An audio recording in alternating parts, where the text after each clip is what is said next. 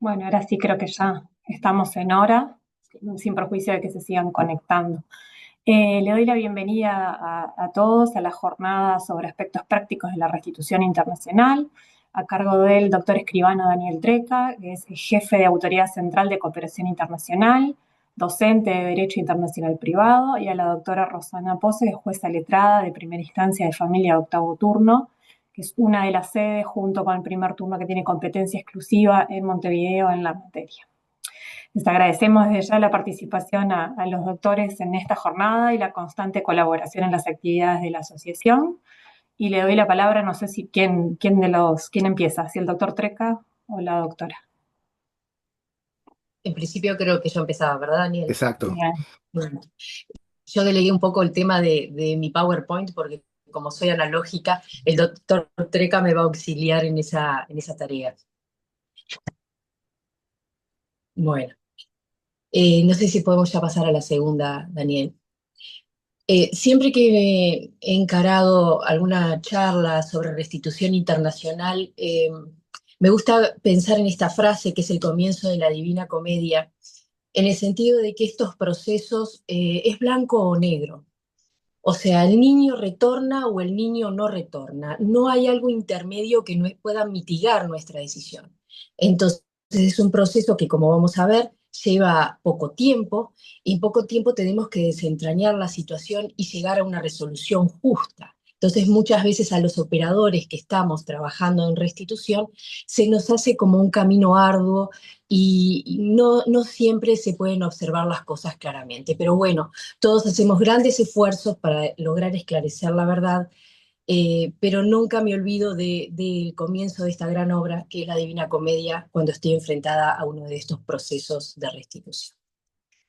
Vamos a comenzar recordando un poco cuál es la normativa aplicable en estos procesos de restitución internacional. Luego vamos a ver la jerarquía de las normas, que es muy importante aquí.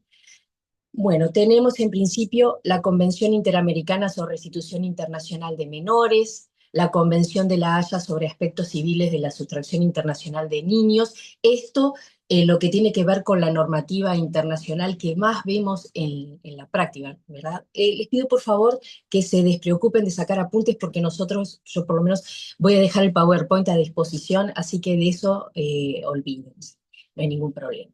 Después, a nivel de normativa local, tenemos una ley específica, la ley 18.895, y después, por supuesto, tenemos a la Convención sobre los Derechos del Niño.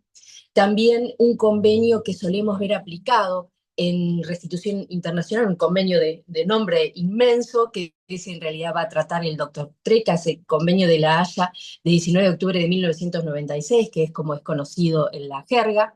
También se va a aplicar la Convención de Viena sobre el derecho de los tratados y, por supuesto, el CNA y el CGP. ¿Cuál es la jerarquía de estas normas? Y reitero, por favor, que esto es muy importante. Como ustedes recordarán, cuando todos dimos derecho internacional privado, siempre se hablaba que las normas internacionales, que son las que se ha obligado el país, tienen jerarquía sobre normas nacionales. Por supuesto que estaban los constitucionalistas, si los tratados estaban al mismo nivel de la Constitución, si no lo estaba, pero más allá de eso, es sin duda alguna tienen una mayor jerarquía que en relación a la normativa nacional. ¿Y esto por qué? Y en este sentido tenemos que recordar a la Convención de Viena sobre el derecho de los tratados, los artículos 26 y 27. El artículo 26 nos recordaba en la Convención de Viena que los tratados deben ser cumplidos de buena fe. Y el 27 también nos recordaba que ningún Estado puede sancionar normativa interna para desconocer a lo que se ha obligado internacionalmente, que también está muy vinculado al principio de buena fe. Es decir, yo en lo internacional me obligué a X, luego no puedo sancionar una ley interna diciendo lo opuesto a lo que me obligué internacionalmente. Bueno, por ende, cuando nosotros tenemos un proceso de restitución, tenemos que tener en claro que el Convenio de la Haya o la Convención Interamericana van a estar por sobre encima de, por ejemplo, la ley nacional u otra normativa nacional.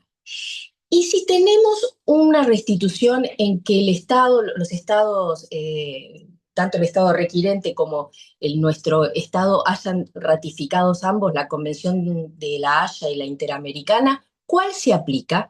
Bueno, aquí la Convención Interamericana ha resuelto el problema en el artículo 34 y dice que cuando puedan ser aplicables la Convención de la Haya o la Interamericana, debe aplicarse la Interamericana. Luego de las normas internacionales, por supuesto, tenemos una ley específica, que es la ley 18.895, también el CNA y el CGP en lo no previsto por la norma específica. ¿Qué sucede si nos encontramos ante una situación no prevista legalmente o que nos genere dudas de interpretación? Y siempre nuestro principio guía es el interés superior del niño, como también en otro tipo de procesos, ¿verdad? Pero aquí se da una definición específica sobre lo que es el interés superior del niño en restitución internacional. Y el artículo 3 de la ley 18.895 es la que da esta definición del interés superior del niño en este ámbito. A los efectos de la presente ley, dice el artículo, es el derecho a no ser trasladado o retenido ilícitamente y a que se dilucide ante el juez del estado de su residencia habitual la decisión sobre su guarda o custodia, a mantener contacto fluido con ambos progenitores y sus familias y a obtener una rápida resolución de la solicitud de restitución o de visita internacional. Este concepto, aunque parezca mentira, la Convención de los Derechos del Niño con sus años ya lo había previsto la Convención de los Derechos del Niño en su artículo 11, que da justamente una noción muy similar y que les invito a repasar. Bien, estamos en un proceso de restitución internacional. ¿Qué se persigue acá? Es muy importante que todos los operadores tengamos en cuenta cuál es el fin de la norma, qué se persigue con esta normativa, porque muchas veces, como yo les decía hoy, son procesos que implican muchas emociones de parte de los involucrados, pero nosotros tenemos que estar claros para poder llegar, en mi caso, a una resolución justa y ustedes para poder coadyuvar hacia la mejor solución. Y el objeto de la norma no es otro que evitar el traslado o retención ilícito de niños, niñas, adolescentes de menos de 16 años. Y esto está vinculado en la normativa internacional a evitar, no vamos a usar eufemismos, el secuestro de niños. Entonces, en principio, nosotros tenemos que pensar que estas situaciones se originaron por un accionar incorrecto.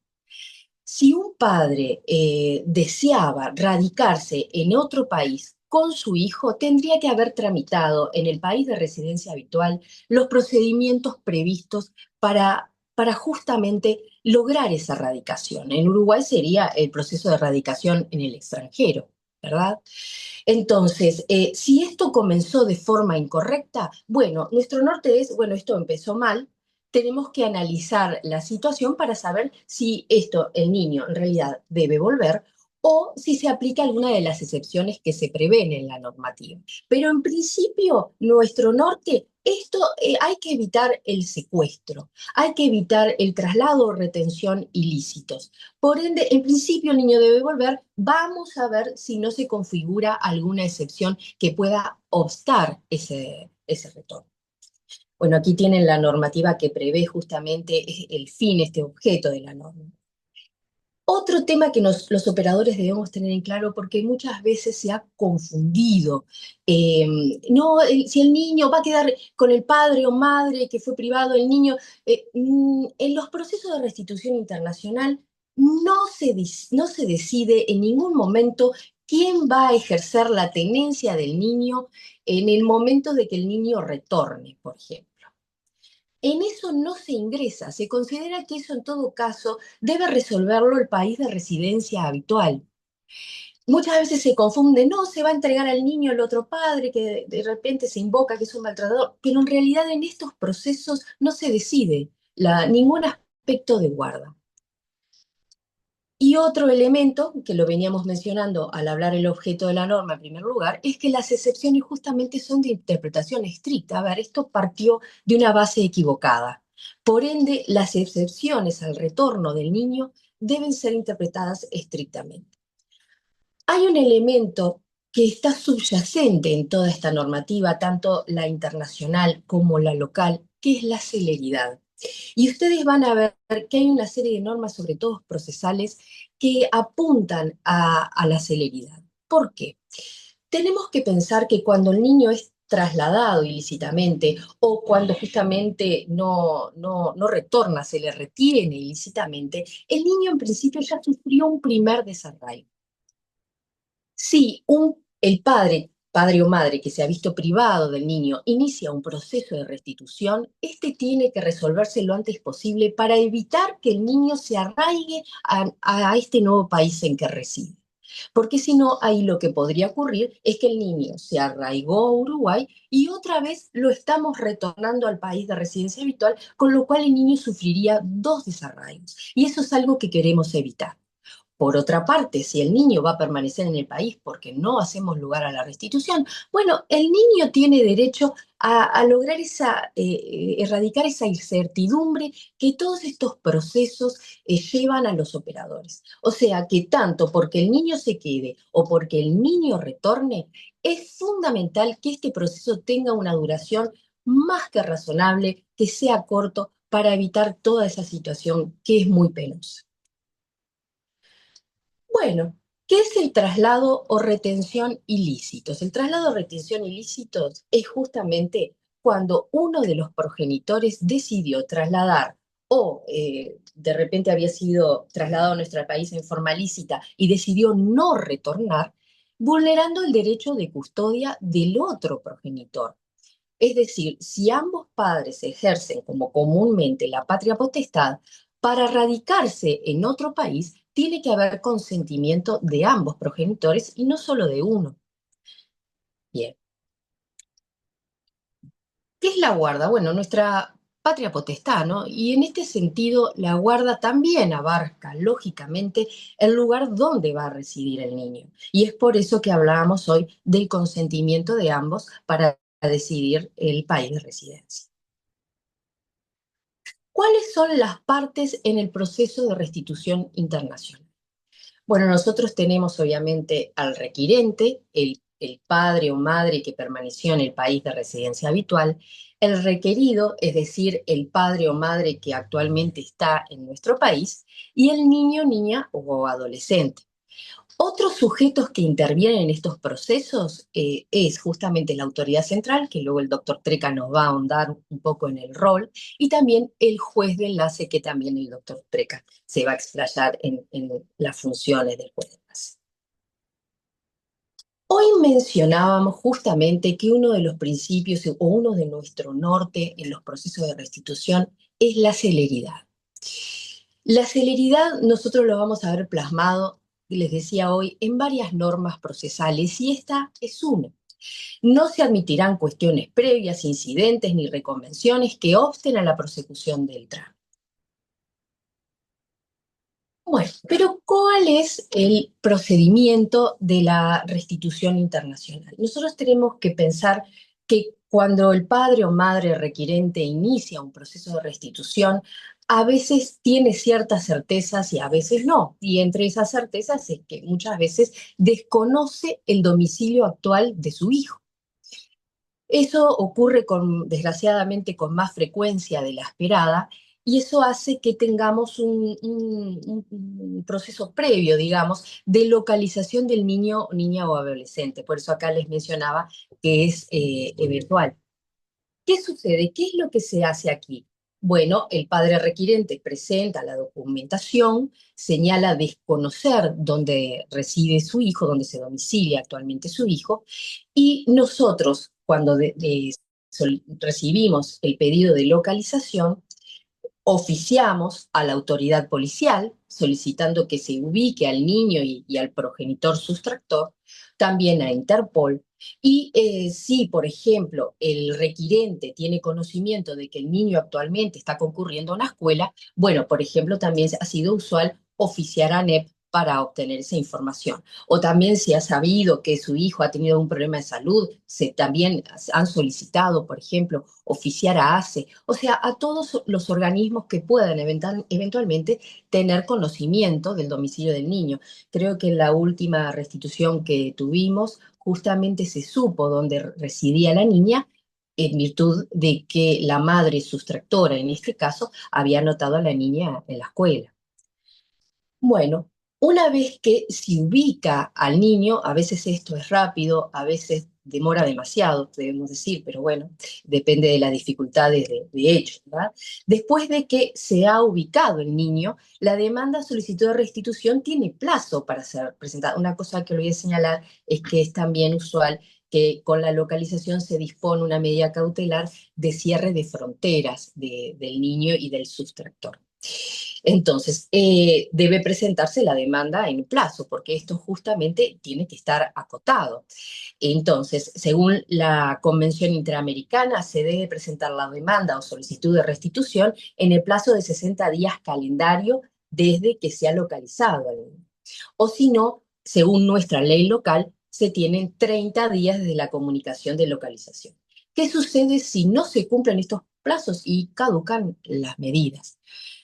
Como ustedes pueden ver acá, es muy importante para los operadores, cuando se comienza un proceso de restitución, tener en claro qué normas se aplican, ¿no? Ya se los mencionaba y ahora se los vuelvo a reiterar porque es muy importante. Porque, claro está, que si nosotros en un caso que tengamos, por ejemplo, con Argentina, que se aplica la Convención Interamericana, vamos a aplicar la ley nacional en lo no previsto. Es decir, si fuera con Argentina, vamos a aplicar los 60 días calendario que prevé la Convención Interamericana y no los 30 días de la ley nacional. Vamos a ver también que en otros plazos y en otras cuestiones que no que estén previstas por estas convenciones, vamos a dejar de lado la ley nacional. Por eso es muy importante para los operadores tener claro cuál es la normativa aplicable cuando nosotros iniciamos un proceso de restitución. ¿Cómo empieza este procedimiento? Este procedimiento nos desafía a los operadores en el sentido de que quita muchas formalidades. Como decíamos hoy, lo importante es la celeridad. No podemos estar esperando que nos llegue un sobre por correo con toda la documentación preciosa, las apostillas y todo lo que sí solemos ver en otros tipos de procesos. Entonces, en este caso, es mucho más, digamos, liviano en lo que tiene que ver con las formalidades. Se ven muchas copias simples, pero eso es en realidad correcto, porque se prevé en la normativa que puede ser presentado así la documentación. Siempre cuando nosotros decimos, ¿por qué esto se hace diferente a la celeridad que tanto perseguimos o el objeto de la norma? Ustedes siempre hagan ese ejercicio y van a comprender por qué en este tipo de procesos, por ejemplo, nos desprendemos de las formalidades que se requieren en otros procesos que vemos en nuestros juzgados. Bueno, el procedimiento empieza por un exhorto o carta rogatoria, una solicitud a autoridad central directamente o por vía diplomática o consular. Lo que más vemos en la práctica, lo que yo siempre he visto en la práctica, que viene a través de autoridad central, ¿verdad? Que la autoridad central nos envía un mail con los formularios que ahora vamos a ver y con toda la documentación. Bueno, la Convención de la Haya y la Convención Interamericana prevén un formulario. Ustedes van a ver en las próximas diapositivas que tienen lo que contienen esos formularios. Yo no me quiero detener porque tengo la tranquilidad de que les vamos a dejar estas diapositivas. Ustedes la pueden ver con detenimiento, pero a grosso modo, tanto la Convención de la Haya como la Interamericana tienen los datos de la persona requirente, los datos de la requerida, los datos del niño. En caso de que no se sepan los domicilios, como les decía hoy, la mayor cantidad de datos posibles sobre va a la escuela, el domicilio de los padres, del sustractor, sustractora es tal, o sea, con todos los datos posibles para poder ubicar a la persona y al niño. Y también un relato que vamos a ver es muy informal por lo general, de puño y letra del requirente, en donde se explica la situación. La señora fulana, en caso de que la mamá sea la sustractora, la señora fulana vino a país vacacional, autorizada por mi parte, debía retornar en tal fecha y en tal fecha no retornó. Por ejemplo, es un relato muy simple de la situación que hace que hoy se solicite la restitución del mismo.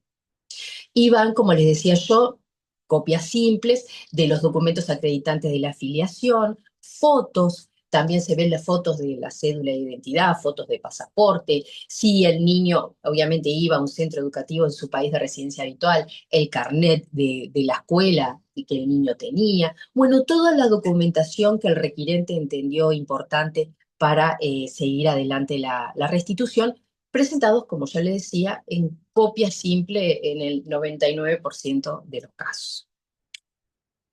Bueno, pasaríamos ahí, Daniel, si te parece, lo de los formularios, porque nos quedamos tranquilos de que seguramente lo pueden leer con tranquilidad.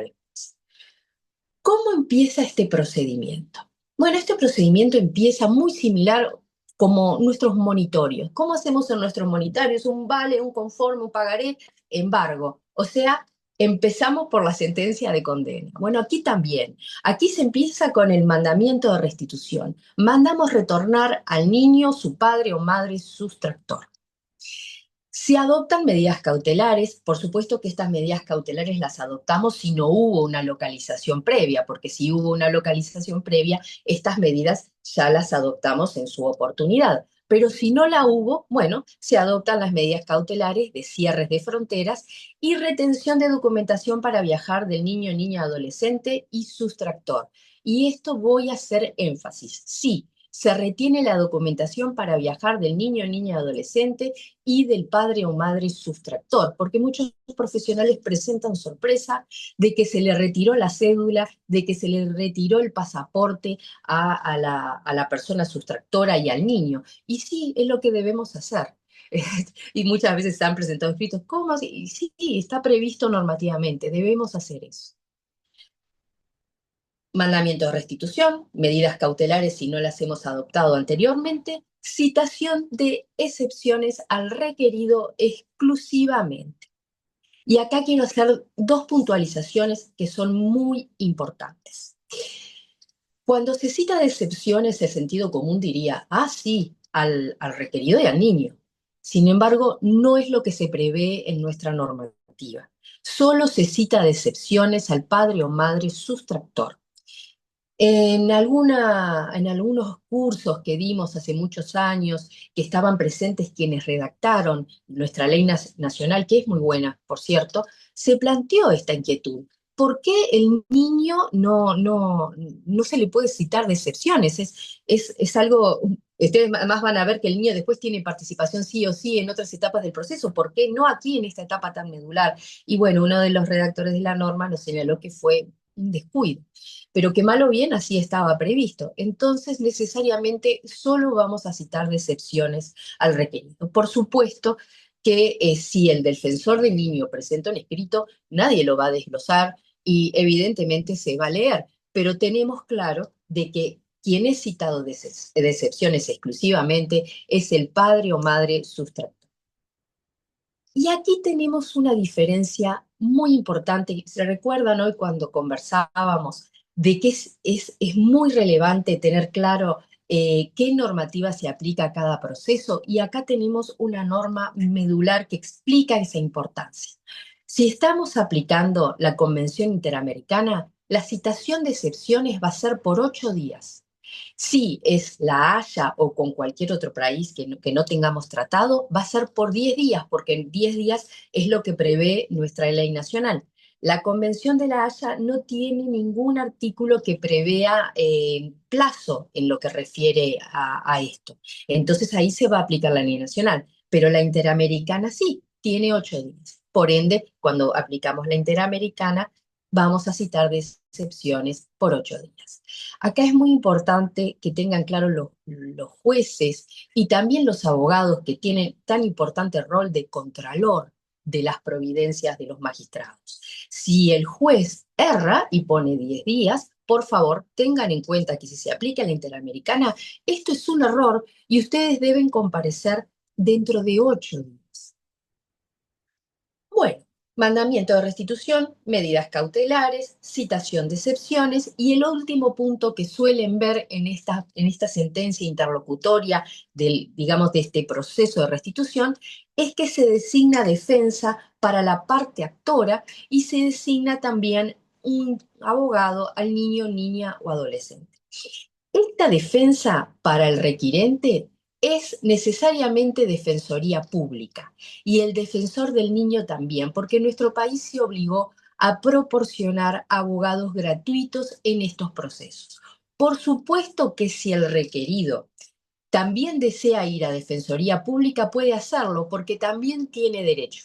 Pero nosotros, cuando proveemos la primera providencia, la restitución, por supuesto que no le designamos abogado al requerido. Él puede ir a Defensoría Pública y solicitar asistencia de un defensor público.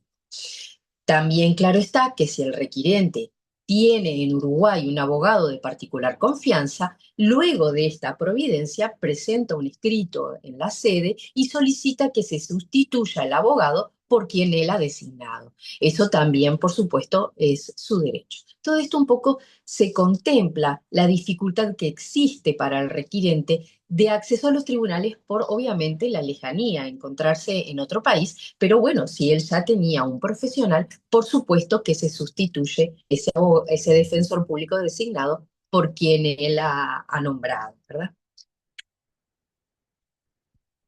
¿Cómo sigue esto? Por las excepciones previstas.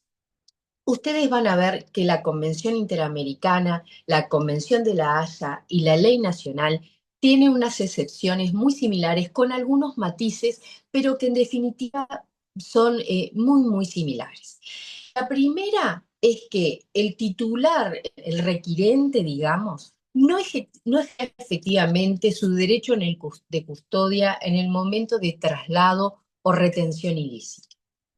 La segunda excepción que vemos en estos instrumentos es que existiere un riesgo grave de que la restitución del menor, utilizo la palabra menor porque es la que está prevista en las convenciones, ¿no? Pero en realidad es niño, niña o adolescente, que existe un riesgo grave de que la restitución del menor pudiera exponerle a un peligro físico o psíquico.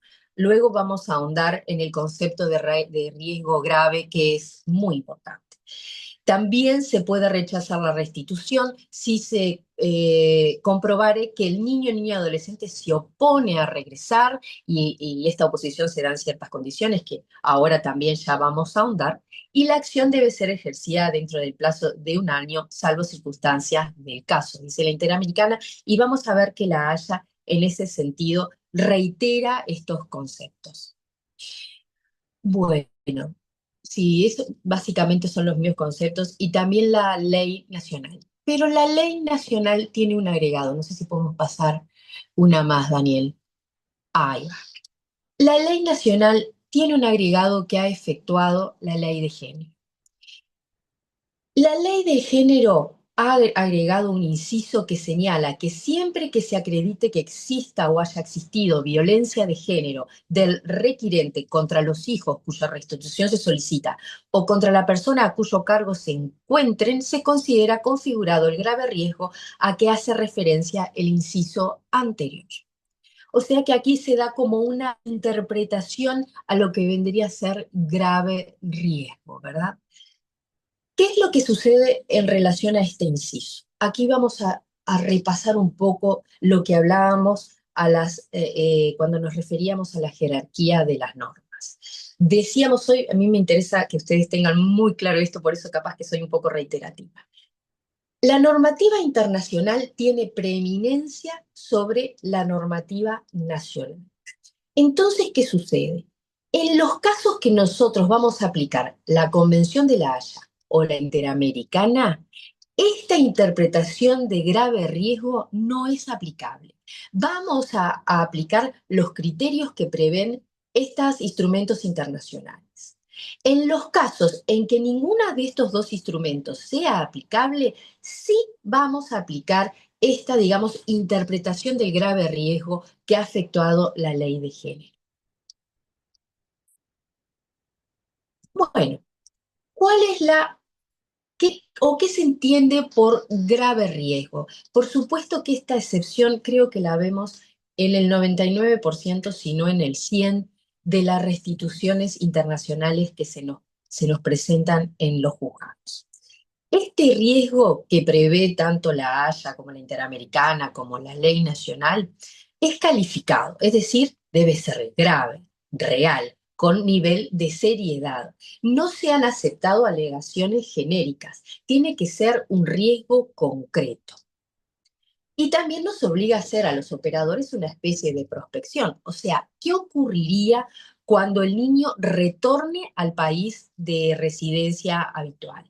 Esto, por supuesto, puede ser zanjado muchas veces, que esto lo va a hablar luego el doctor Treca, con lo que se llama una restitución segura, pero en esos conceptos nos va a ahondar el doctor. ¿Cuáles son las alegaciones más frecuentes? Más adelante, Daniel. Más frecuentes de grave riesgo. Es. Y lo que más solemos ver es el mal, o sea, que se alegue, ¿verdad? El maltrato físico, psicológico, emocional o abuso sexual u otro tipo de maltrato o exposición a violencia de género ejercida por el padre o madre privado del niño, niña, adolescente hacia el sustractor. Eso es lo que más se ve en los tribunales. En este sentido, luego el doctor Treca nos va a ahondar en lo que es una restitución segura. Solo lo que les adelanto que en el caso de que esto se alegue y exista pruebas sobre el punto, lo que se puede hacer es ordenar la restitución con medidas de protección del niño, niña, adolescente y del padre o madre sustractor. Pero eso va a ahondar luego el doctor Trenca. Otra cosa que nosotros vemos mucho que se alega como grave riesgo es que se va a separar al niño, niña o adolescente del padre o madre sustractor. Se invocan razones también seguridad, salud, economía, procesos penales pendientes, situación migratoria.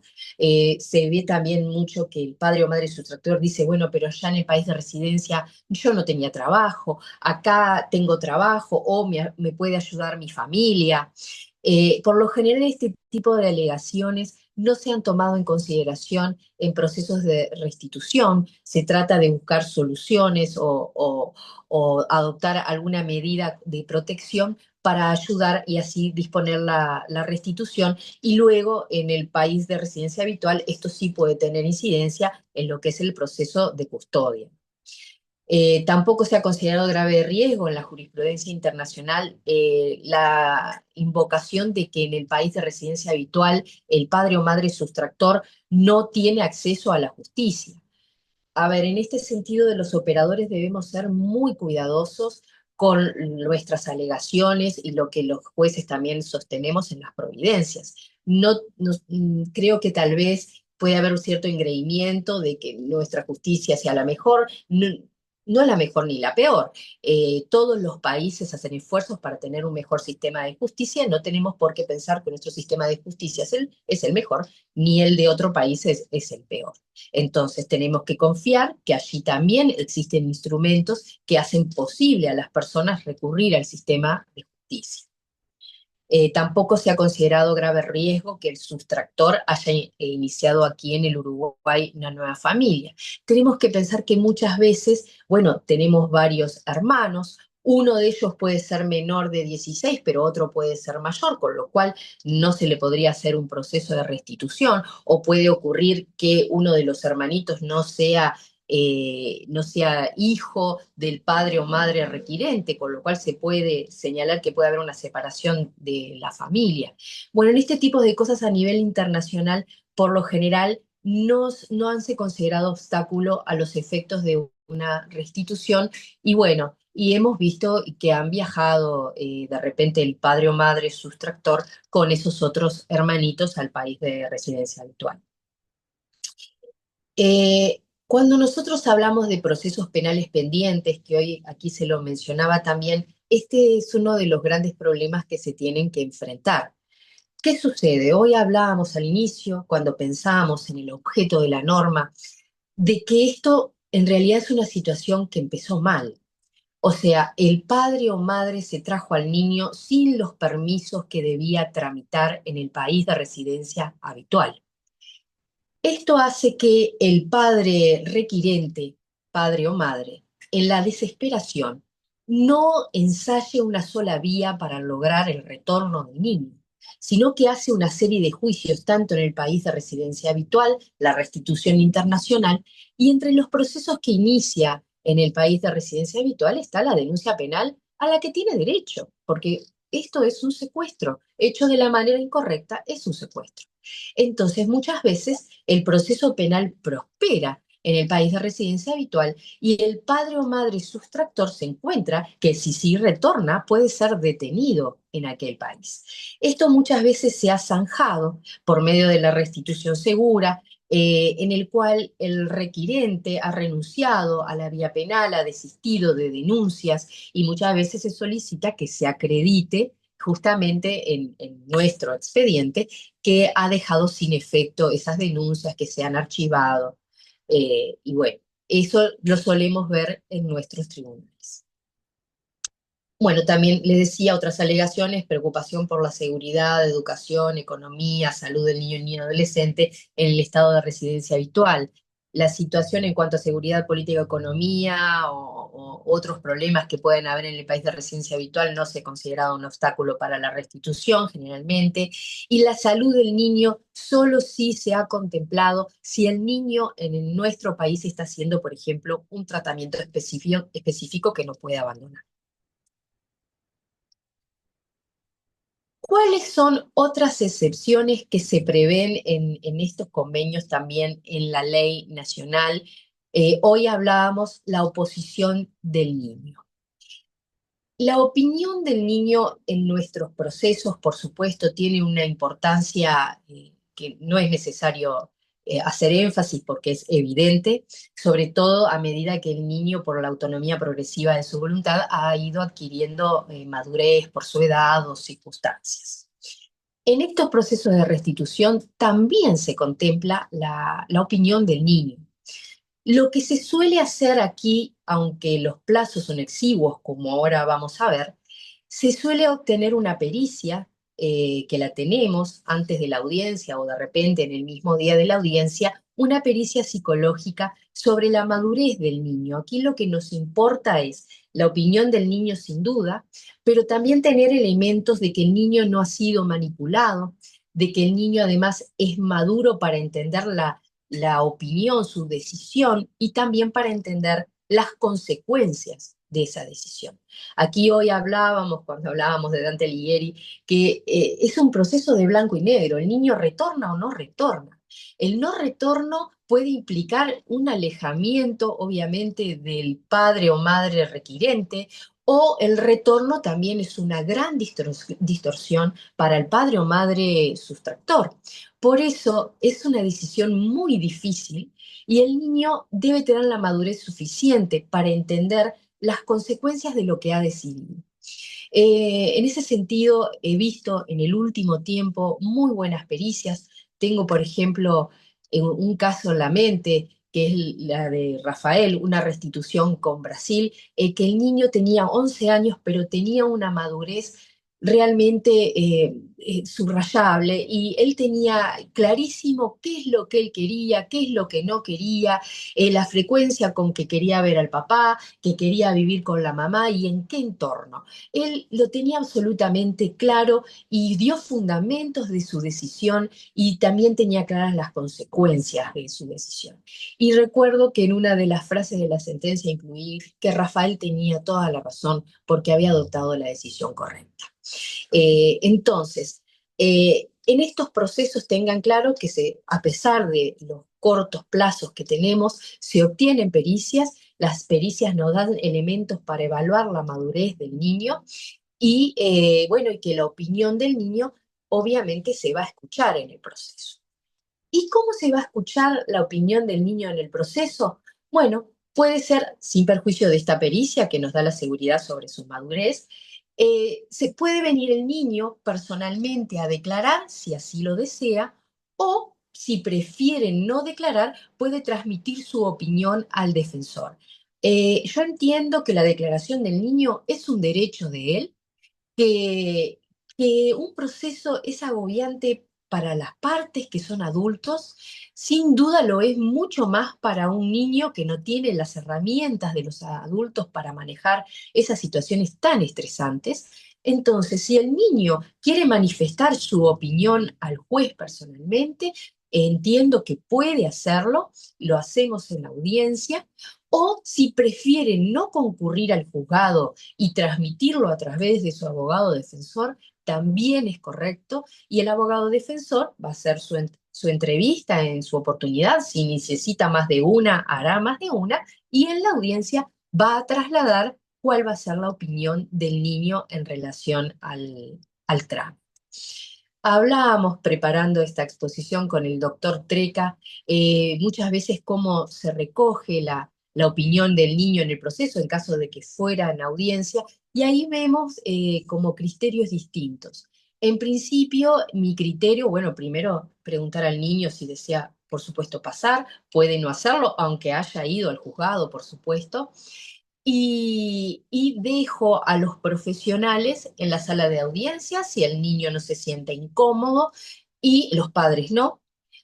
Y bueno, y entre todos conversamos con el niño de una forma más informal. Yo bajo de la tarima, me siento al lado del niño, primero lo voy a buscar a la puerta, trato de contenerlo. Si el niño se siente incómodo, se detiene el interrogatorio. Si las excepciones que se alegan son difíciles, obviamente nosotros no vamos a ingresar en temas delicados que puedan afectar la salud emocional del niño. En definitiva, se va a hacer un interrogatorio más liviano, y los abogados en ese sentido siempre se han comportado a la altura para no justamente perjudicar esta salud emocional que debemos cuidar. Bueno, luego de la opinión del niño, que es muy importante, y los tribunales incluso también dan mucha importancia a la opinión del niño, los tribunales de apelaciones, no solamente los jueces letrados. Luego de esto también está previsto que sea dentro del año del traslado o retención ilegal. Por supuesto que esto, como hoy mencionábamos al principio, todo busca evitar al que el niño se arraigue al país y luego pueda sufrir un segundo desarraigo. Y bueno, cuando sea manifiestamente violatoria de los principios fundamentales en materia de protección de derechos humanos y libertades fundamentales. Y aquí recuerdan que cuando nosotros hablábamos del objeto de la norma, que es evitar el traslado o retención ilícitos, que no, es no ingresar en guarda, perdón, que las excepciones son de interpretación estricta. Bueno, aquí también se prevé, justamente en concordancia con eso, que el tribunal rechazará sin sustanciar toda excepción fuera de las enumeradas en estos artículos de la ley, en el caso de que sea la ley nacional donde la haya o la Interamericana. Bueno, estábamos, como señalábamos, ante una especie de monitorio, ¿verdad? Entonces, ¿qué nos sucede? Nosotros pensamos siempre cuando nos enfrentamos a procesos que son nuevos para nosotros, tratamos de llevarlos a situaciones conocidas. ¿Qué sucede cuando nosotros iniciamos un proceso ejecutivo o de ejecución y no nos oponen excepciones? Y que quedó firme el procedimiento inicial, en este caso el mandamiento de restitución. Entonces se va a tener que disponer el mismo, se va a tener que justamente que cumplir ese mandamiento de ejecución si no se opusieron excepciones. Se va a comunicar a autoridad central y se va a hacer saber al Estado requirente que tiene 30 días calendarios desde que fue comunicada la sentencia para adoptar las medidas necesarias a efectos de la restitución. Esto es como piensan ustedes un vale conforme pagaré. Embargo, no pusieron excepciones, quedó firme. Aquí mandamos restitución, no se opusieron excepciones, quedó firme el mandamiento de restitución. Nunca me ha pasado en la práctica. No sé si el doctor Treca ha visto muchos de estos, pero realmente a mí en la práctica nunca me pasó que no me pusieran excepciones. No. Bien. Y ahora vamos a repasar un poco el trámite que ustedes acaban a ver, el principio de celeridad clarísimo. Solo, Bien. te interrumpo, solo justamente muy importante lo que tú decías hoy más temprano sobre los plazos. Lo que sí pasó una vez es que un abogado presentó las excepciones a los 30 días.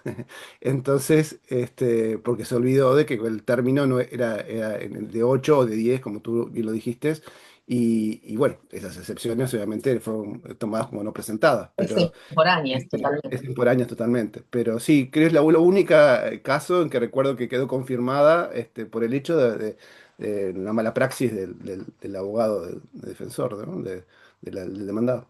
Casi nada. Bien. Bueno, como decíamos hoy, aquí vamos a ver reflejado sin duda en el trámite previstas en nuestra ley nacional. La Haya y la Interamericana no tienen este trámite previsto. Lo que es la celeridad de una forma muy importante. Entonces, repasemos el trámite. Mandamiento de restitución, citación de excepciones por 8 o 10 días según la norma que apliquemos. Cuando se oponen las excepciones dentro de esos 8 o 10 días, se van a sustanciar con un traslado al requirente por el término de 6 días.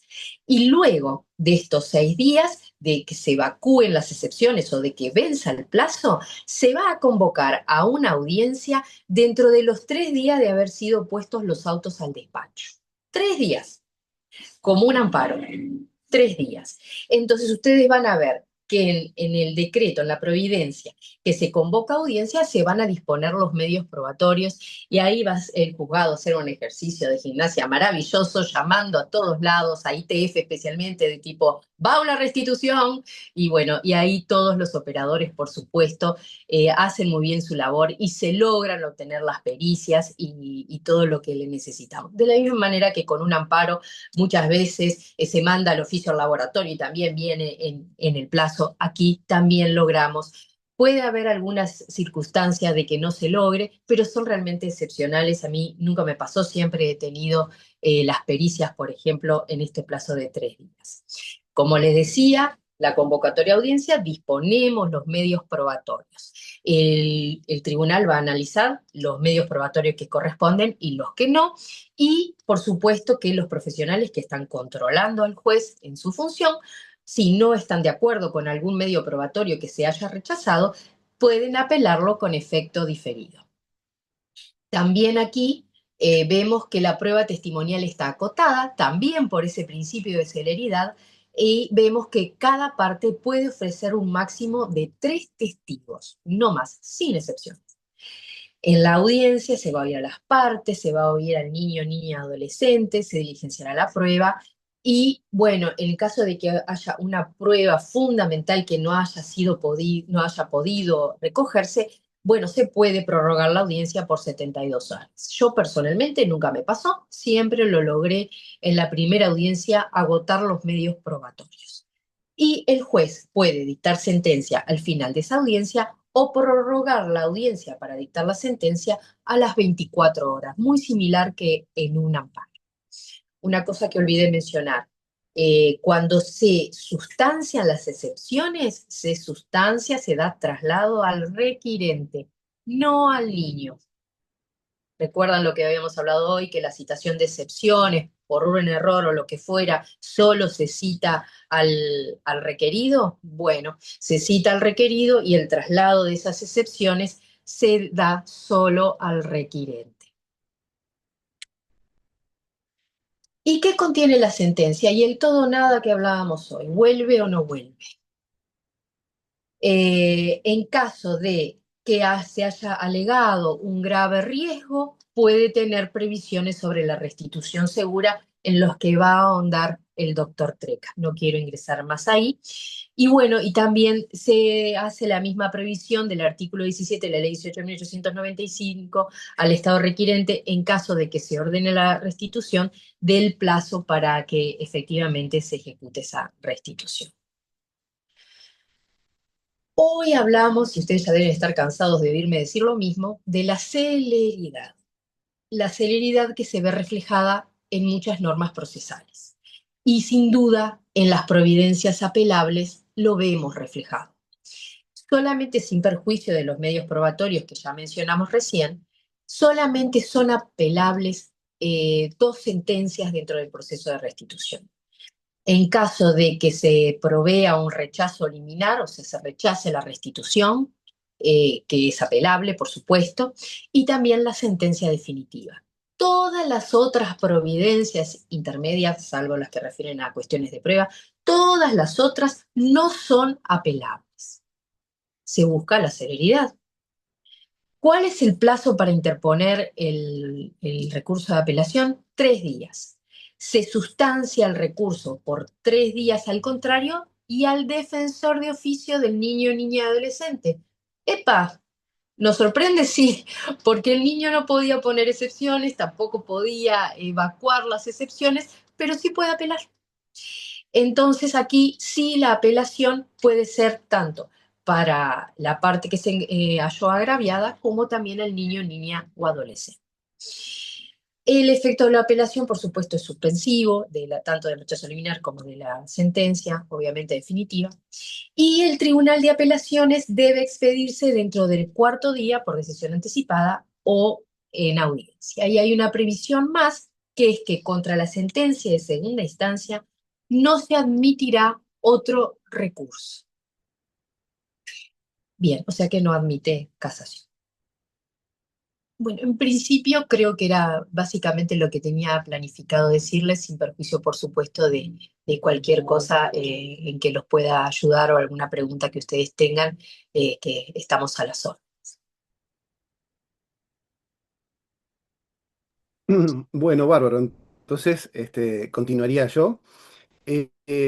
Antes de empezar, no quería empezar mi parte de la exposición sin antes agradecer a la asociación, no solo por la invitación, sino porque la dirección de la asociación me ha informado hace unas semanas que he tenido el honor de haber sido designado socio honorífico de la misma, y realmente lo recibo con mucho beneplácito, muy honrado, y agradezco mucho, sobre todo proveniente de una asociación que agrupa gente en materia de familia, ¿no? Y sabemos todos que los que nos gusta en materia de familia somos todos como tenemos una sensibilidad muy especial porque tenemos que trabajar con algo que es el núcleo de una sociedad.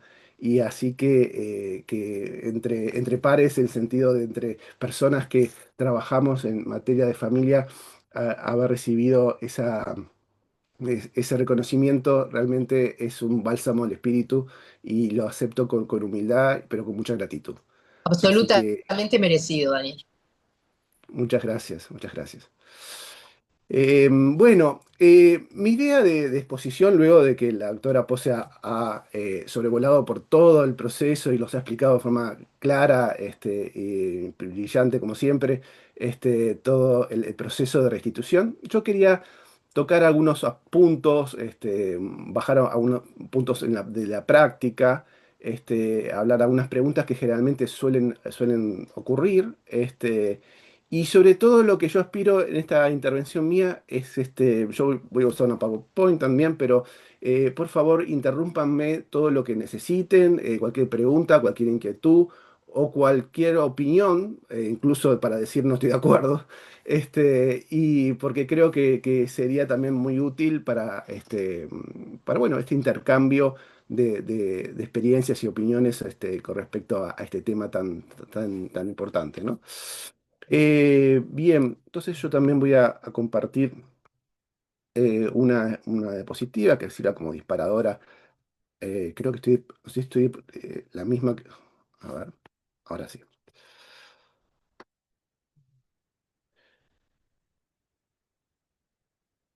A ver,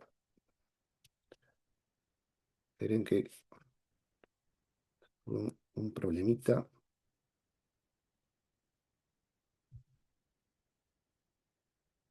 Ahí va. ¿Ahí ven la diapositiva?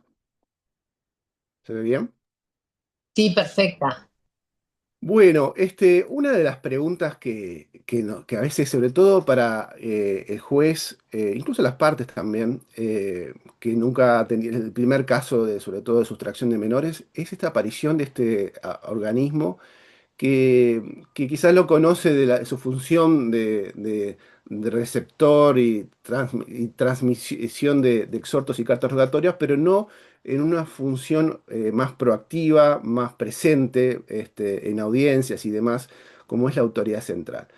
Y a mí me ha pasado, sobre todo al principio, que incluso por algunos jueces, eh, que se sentían un poco hasta incómodos de nuestra presencia, porque no sabían mucho cuál era nuestra función. Es más, quizás sospechaban que nuestra función era una función de contralor, una función de observador de las funciones del magistrado y eventualmente que reportara informes a superiores jerárquicos y demás. Bueno, nada más lejos de la realidad.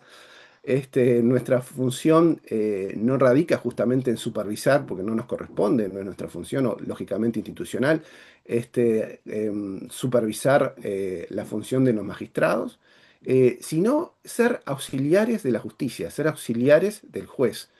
Y entonces creo que los jueces y los magistrados que lo han entendido, y yo siempre digo, utilícennos, úsennos, porque a veces nos dicen, bueno, disculpe que lo moleste. No, no, no es ninguna molestia porque es nuestra función. Entonces, en todo lo que podemos apoyar a estos procesos que, como bien decía la doctora Pose, son muy rápidos y acá estos procesos no se cuentan en meses ni en años, se cuentan en días y a veces se puede contar en horas, porque cada hora que el niño que está desarraigado de su centro de vida, se le va perjudicando justamente. Lo que se pretende justamente es evitar el daño que le provoca el desarraigo abrupto y generalmente sin ningún tipo de preparación de un niño, de su centro de vida y de sus seres queridos, que son el solicitante, pero que también son la familia del solicitante muchas veces, y a veces la familia del sustractor, que también está en el otro país.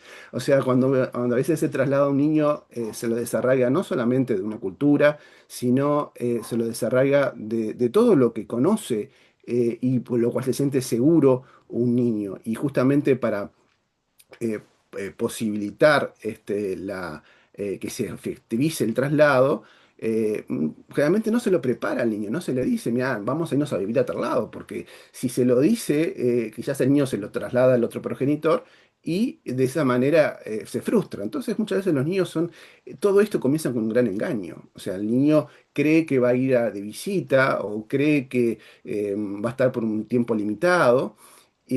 No tiene ningún procedimiento necesario de despedida cuando uno, porque a veces niños que y se radican en el extranjero, lamentablemente digo, es común el hecho de que a veces las necesidades, o no lamentablemente, porque son quizás para vivir en situaciones mejores, pero digo, cuando es planificado, cuando es hecho, como decía la doctora Pose, bueno, primero, si las partes están de acuerdo, bueno, entonces no hay ningún problema. Si las partes no estuvieran de acuerdo, debería haber recibido entonces un proceso de erradicación donde haya un juez que, mirando el interés superior del niño o niña o adolescente, y no a veces egoísta interés de la parte solicitante que dice, bueno, a mí yo conseguí un trabajo mejor o yo tengo una nueva pareja, sí, bueno, pero el tema es el niño. Acá el foco está en qué es lo mejor para el niño, si para el niño lo mejor es trasladarse o no, y eso lo decide un juez cuando se le presenta la radicación en el extranjero. Ahora, si yo me salteo todo eso, me importa solo el interés personal y me voy, y justamente para eso la estrategia es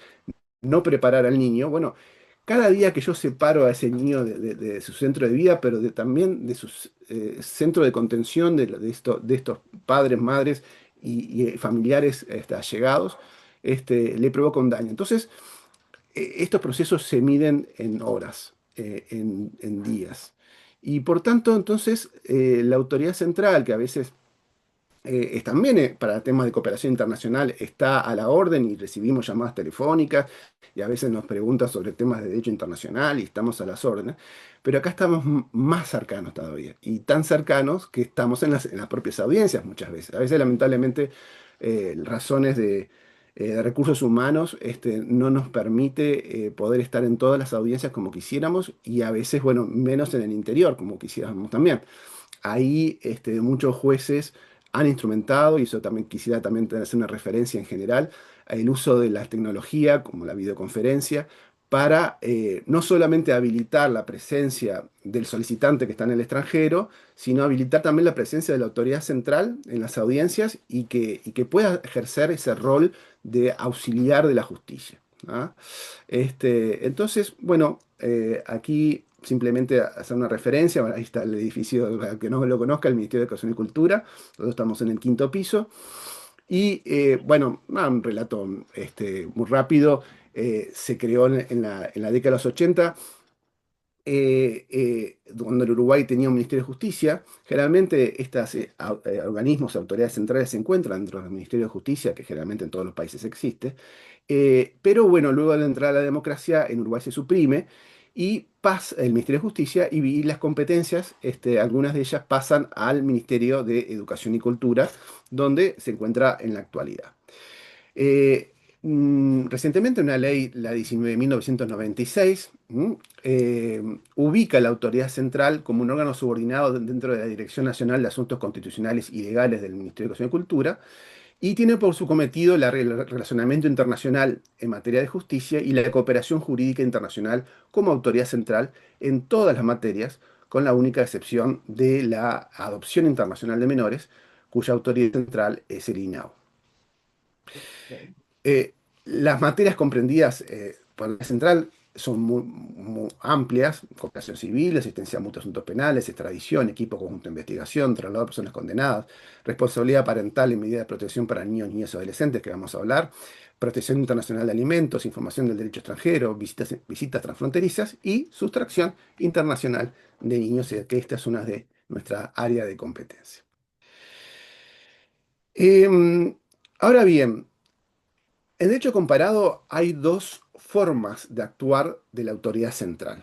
Hay algunos países que la autoridad central representa al solicitante. Entonces, cuando la autoridad central presenta procesalmente al solicitante, entonces cuando recibe la solicitud, la autoridad central es la representa y actúa como abogado aparte, representando en el proceso al solicitante. Por tanto, esa autoridad central no es neutral, va a siempre estar bregando por conseguir la restitución del niño. No es la postura que ha adoptado el Uruguay, ¿tá? Como muchos otros países, donde la autoridad central no representa al solicitante. Es decir, la vía que llega la solicitud, y es la autoridad central la que va a presentar la solicitud ante la justicia. ¿M? Pero, como bien lo explicó la doctora Pose, en el primer decreto del juez se va a designar de oficio un defensor público, tanto al solicitante como al niño. ¿Tá?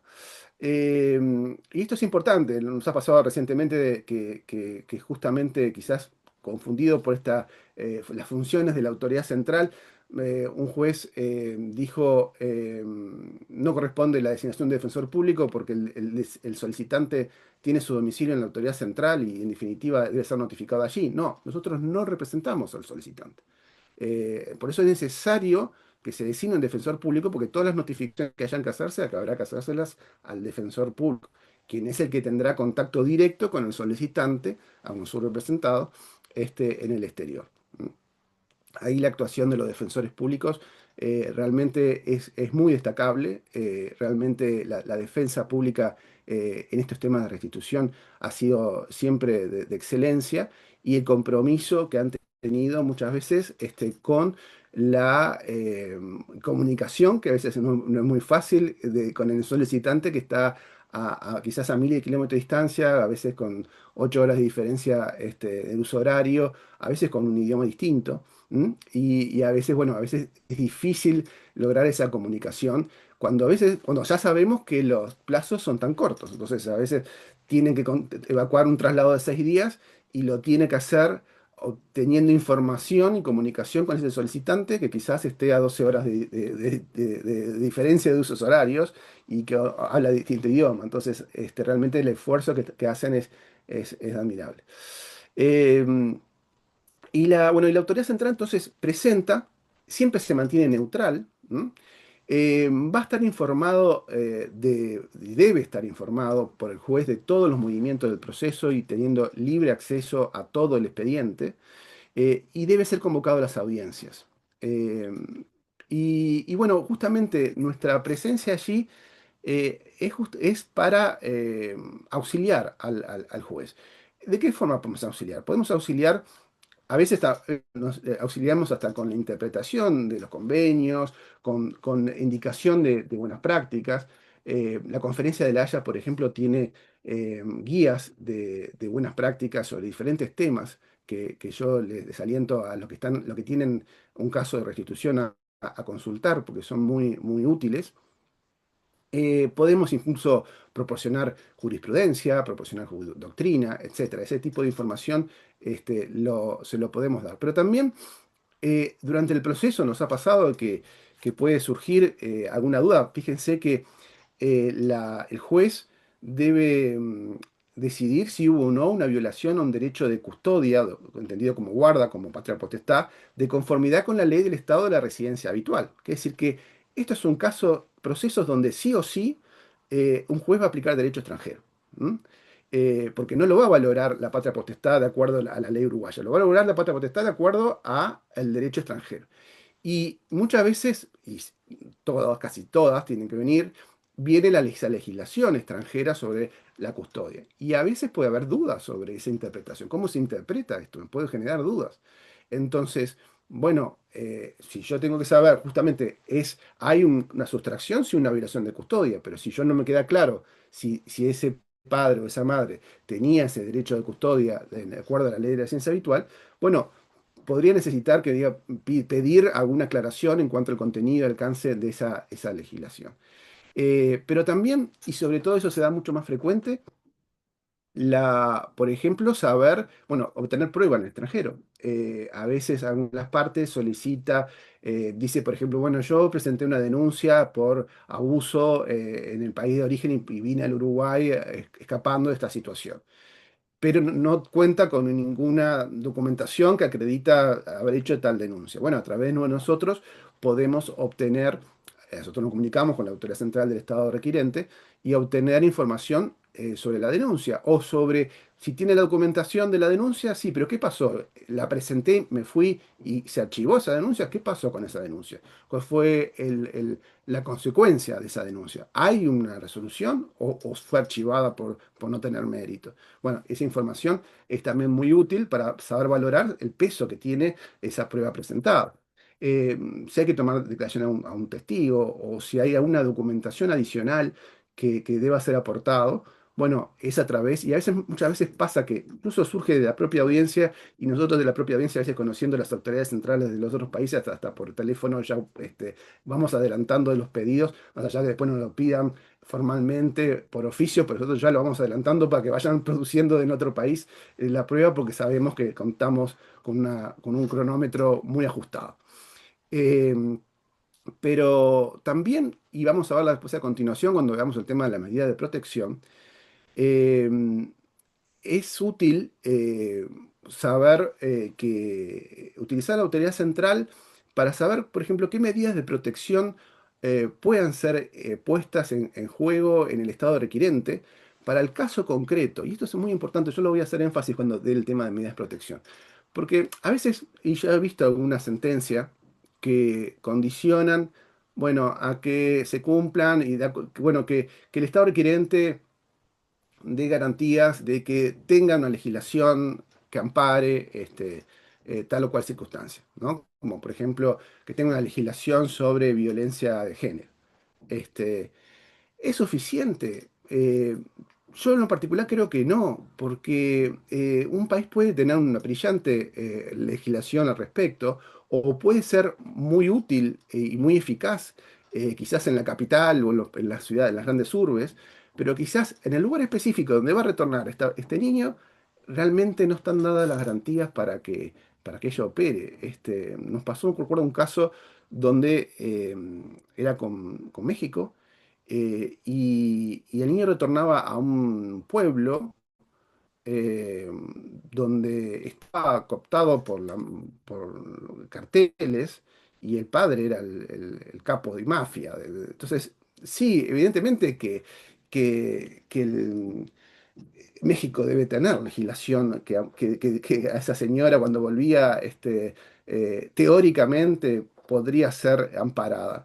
Pero era creíble que en la práctica ese caso, esa señora iba a tener el resguardo de la justicia cuando los datos daban de que en realidad lo más seguro que no fuera así. Entonces, yo creo que es importante cuando un juez adopta una medida de protección, tiene que ser, como se dice en inglés, tailor-made, ¿no? Hecha a la medida para el caso concreto. Es muy difícil decir, bueno, tengo tan poco tiempo y todavía tengo que fijarme, pero es que si hay un riesgo que fue alegado y que fue probado y que a mí de alguna manera me convence de que existe ese riesgo, y yo de alguna manera siento que puede ser conjurado ese riesgo por una medida de protección, esa medida de protección tiene que ser efectiva.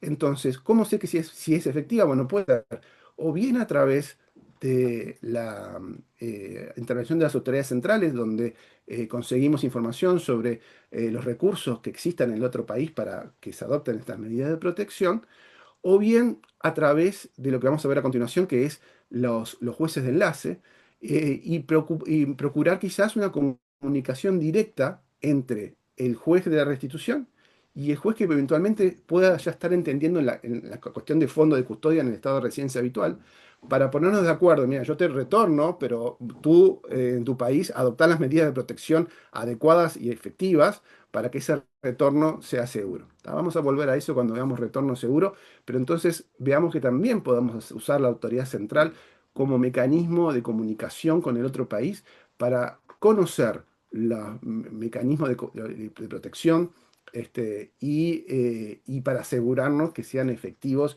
para ese caso en concreto. El convenio de La Haya establece en el artículo 7 un conjunto de cometidos especiales de la autoridad central. Ahora bien, como lo propio dice el artículo 7, dice que estos cometidos se cumplen ya sea directamente o a través de un intermediario. Y ahí va a depender de cuál es la función que cumple dentro del país la autoridad central. En aquellos países que la autoridad central representa al solicitante, vamos a ver que muchos de estos lo realiza de forma directa la autoridad central. Cuando somos neutrales, como en el caso de Uruguay, bueno, muchos de estos cometidos en realidad son delegados al defensor público que representa al solicitante, que lo va a requerir. Pero entre ellos está, por ejemplo, procurar la localización del menor del traslado, eso que explicaba la doctora Pose, que en muchos casos se requiere este proceso previo de localización. Nosotros también lo primero que hacemos nos comunicamos con migraciones para saber y corroborar que efectivamente el niño ha ingresado al territorio uruguayo, porque si no, no tiene sentido. Aún así, a veces sabemos que puede no tener registro en migraciones y haber entrado por frontera seca, y eso no inhibe a iniciar el trámite. Pero si ya tenemos corroborado que efectivamente ingresó, bueno, eso da un poco más de margen para la localización. Este, Nosotros, cuando no tenemos ningún indicio de dónde puede estar en Uruguay, lo mandamos a las sedes de Montevideo, que ellos entonces hacen la localización a nivel nacional, y localizado que sea. Si fue localizado en Montevideo, bueno, asumirán jurisdicción en competencia en lo que en ese proceso, y si no, bueno, lo delegarán al juez competente de acuerdo al territorio donde fue encontrado. Este, También procuramos en algunos casos la mediación administrativa, procurando una restitución voluntaria. Nosotros en Uruguay en ese sentido no ha sido muy exitoso. Tampoco hay un proyecto que hemos hablado ya con la Suprema Corte de Justicia para justamente lograr que estas mediaciones administrativas puedan ser más eficaces.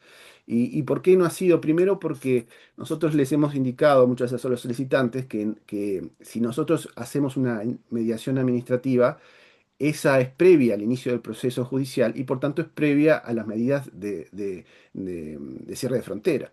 Entonces, de alguna manera yo estoy llamando al sustractor diciéndole que ya me llegó un pedido de restitución y que, bueno, queremos tener una entrevista y bueno, y le puedo estar alertando a la persona que se vaya y ya para dar el rastro. Entonces, muchas veces los solicitantes me dicen, no, quiero que ingrese a la justicia, y de última, yo sé que en la justicia va a haber una etapa conciliatoria en el proceso. Entonces, se puede llegar a una restitución previa, pero luego de haber adoptado las medidas de protección, de cierre de fronteras.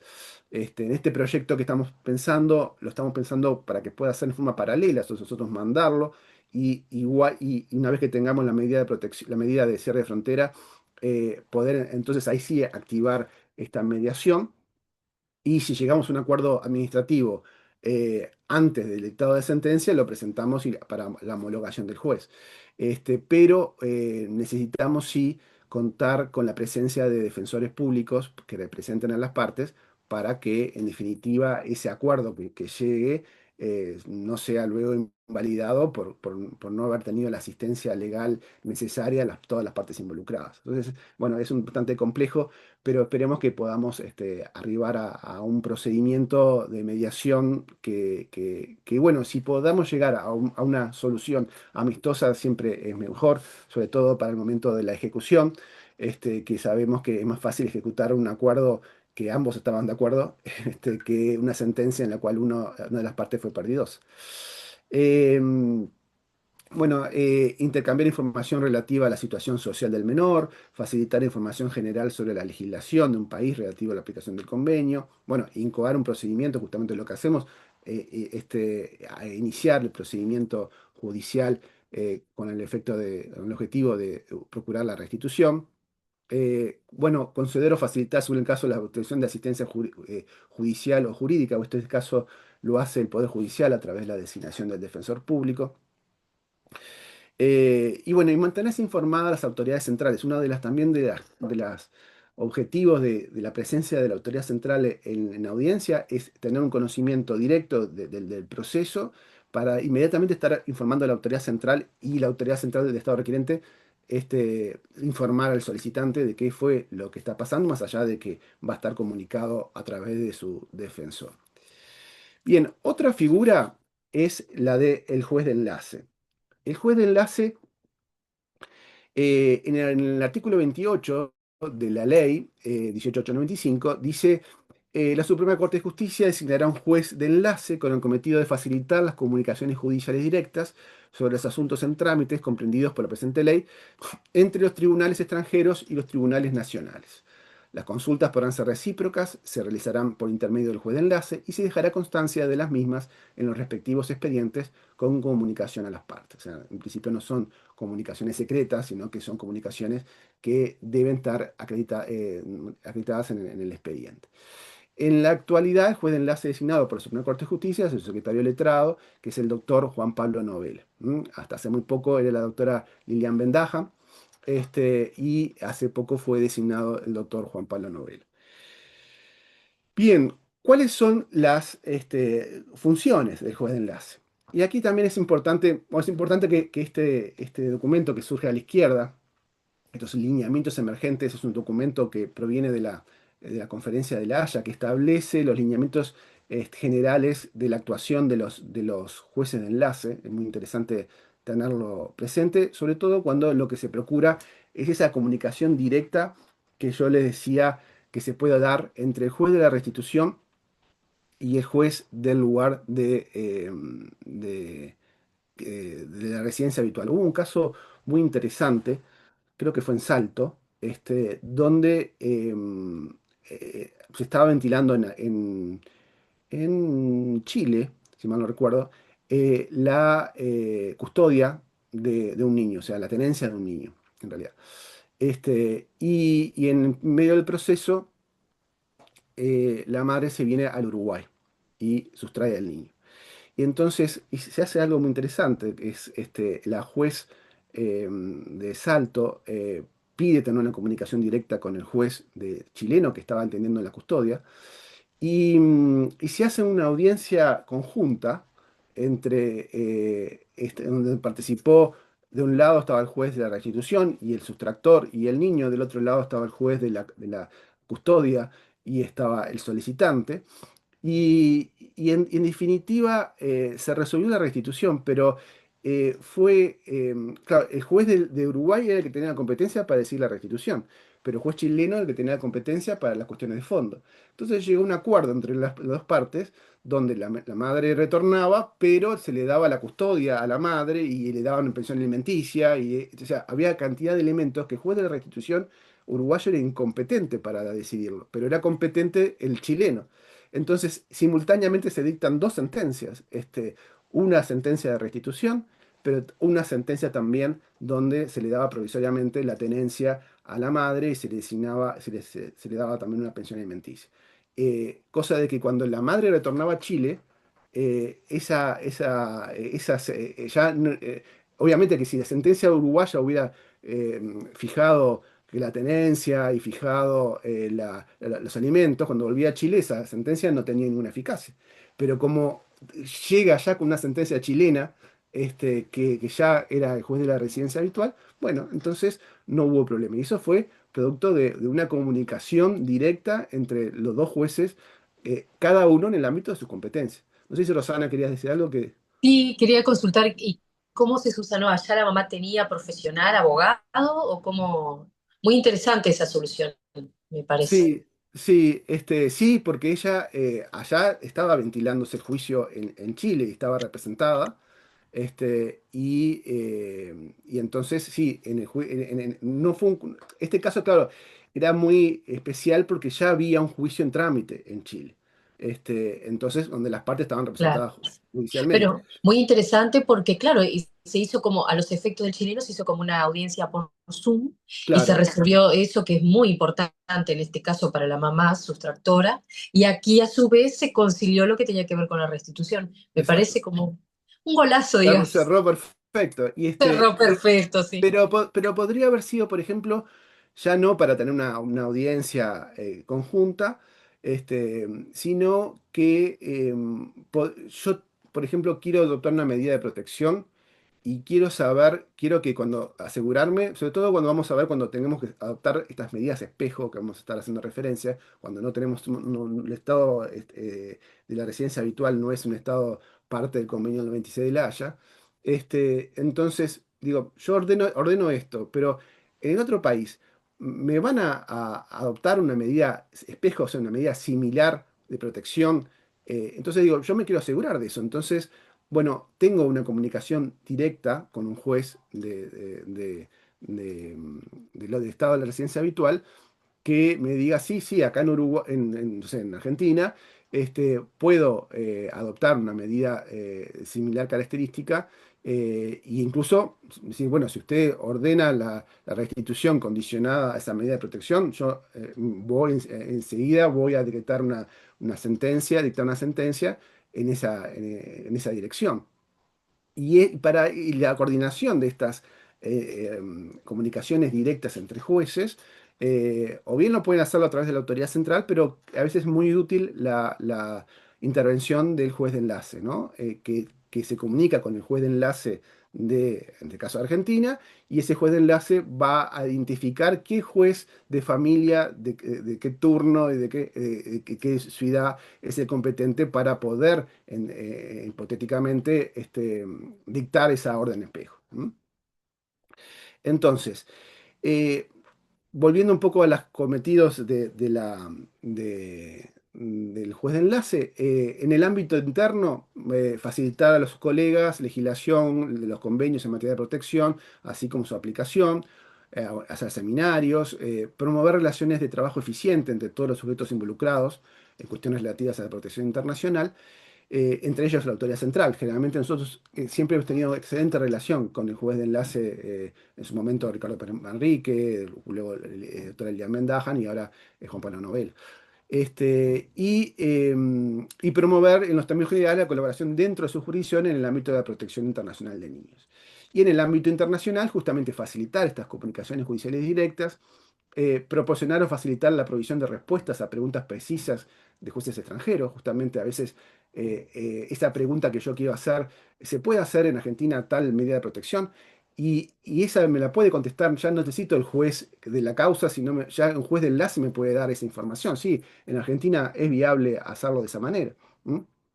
También el juez de enlace envía sentencias especiales que hayan tenido relevancia en materia de sustracción a una base de datos de jurisprudencia de sustracción que lleva la conferencia de La Haya, que se llama INCADAT, a la cual también a los que están, sobre todo a los jueces, pero también a las partes para utilizar jurisprudencia internacional, es muy útil que ingresen a INCADAT, buscan en internet y van a poder entonces una base de jurisprudencia donde sobre todo uno busca, pues, por ejemplo, riesgo grave o opinión del menor o qué pasa en tal cosa, bueno, o puede obtener jurisprudencia de todas partes del mundo. ¿M? Y también a veces colaboran en artículos en el Boletín de Jueces sobre la Protección Internacional de Niños que lleva la Oficina Permanente de la Conferencia de La Haya. Bien, yo empiezo a hablar y yo pensaba que esto ya le iba a decir en 5 minutos, pero bueno, sé que soy larguero, así que bueno, voy a a acelerar un poquito, pero quería hablar sobre un tema que es como un poco novedoso actualmente, que es cómo afectan los procesos, las solicitudes de refugio en los procesos de restitución internacional de menores. Que hasta hace poco no tenían, no había casos donde realmente notábamos el impacto de estas solicitudes. ¿Qué pasa? Puede pasar que como riesgo grave, hoy lo decía la doctora Pose, se puede alegar que en el país de origen hay situaciones graves de seguridad, de política, la economía es horrible, y que eso puede estar afectando gravemente la psiquis del niño. Em, Generalmente, en la jurisprudencia comparada, para que esto tenga que sea una encuadre dentro de la excepción de riesgo grave, tiene que ser una situación que al caso concreto, al niño concreto, se pruebe que está siendo afectado. O sea, eh, alegaciones generales como que hay un país que tiene tal cuales características, sí, quizás las tiene, pero no para ese niño. Ese niño capaz que no tiene ningún problema económico, a pesar de vivir en un país donde la gran mayoría los tiene. Entonces, hay que mirar el caso concreto y no llevarnos por las noticias generales. Quizás, y entonces generalmente estos casos de circunstancias particulares sobre el estado de su residencia habitual, si no queda comprobado de que afecta específicamente, directamente a ese niño, no son no tenidos en consideración. Pero, ¿qué pasa cuando ese niño ha pedido refugio en el Uruguay y ha tenido la condición de refugiado o hay en trámite un proceso para evaluar si corresponde o no adjudicarle el estatuto de refugiado a un niño? ¿Por qué? Porque en el Estatuto de Refugio está lo que se conoce como el principio de no devolución, no refoulement. ¿M? Fíjense que la Convención sobre el Estatuto de los Refugiados del 51, en el artículo 33, dice: ningún Estado contratante podrá por expulsión o devolución poner en modo alguno a un poner en modo alguno a un refugiado en las fronteras de los territorios donde su vida o su libertad peligre por causa de su raza, religión, nacionalidad, pertenencia o determinado grupo social o de sus opiniones políticas. ¿M? Eh, Sin embargo, bueno, no podrá invocar ese beneficio si ese refugiado pone en riesgo el estado donde pide refugio. Pero qué decir que si el niño es refugiado, yo no lo puedo devolver al estado del cual esta persona ha pedido refugio. O sea, contra el cual si vive en un estado, viene al Uruguay y pide refugio porque en un país tal corre riesgo de vida, bueno, yo no lo puedo devolver a ese estado. ¿M? Fíjense que el artículo es bastante claro, dice, donde su vida, su libertad peligre por causa de raza, religión, nacionalidad, pertenencia a determinado grupo social o de opiniones políticas, ¿no? Ese sería el fundamento por el cual se le atribuye la característica de refugiado y no se le puede devolver. La ley de refugiados uruguaya, la ley 18.076, en su artículo 13 también establece el mismo principio, ¿no? Toda autoridad pública se abstendrá de devolver, expulsar, extraditar o aplicar cualquier otra medida que implique el retorno del solicitante o refugiado a las fronteras del país donde su vida, integridad física, moral o intelectual, libertad o seguridad estén en peligro. ¿Mm? Es importante, yo creo que es muy importante tener presente cuáles son las causas que generan el pedir el refugio, ¿no? Cuando su vida, su integridad física, moral, no es que yo vivo en un país donde la economía esté mejor o tengo, estamos hablando de situaciones graves donde la vida, la integridad física, moral, intelectual, la libertad o la seguridad estén en peligro. Y no simplemente que me sirva más estar en un país que en otro porque tengo más oportunidades laborales. Eso por lo menos lo digo a título personal, no incluyendo a la oficina que represento, sino a título personal. En- ¿Qué dice con respecto a los niños? El artículo 36 dice: todo niño o adolescente tiene el derecho a solicitar y a que se reconozca su condición de refugiado en forma independiente de las personas que ejercen su representación legal. Cuando la solicitud sea realizada por un niño o niño adolescente no acompañado, la Secretaría Permanente le asegurará la designación de asistencia letrada obligatoria, dándole trámite en forma prioritaria. Asimismo, deberá comunicar el hecho en forma inmediata al juez de familia, quien adoptará las medidas pertinentes. Es nula toda actuación que se hubiera realizado sin la presencia del defensor. Situación que en algún caso particular hemos notado que no ha habido participación alguna de un defensor del niño.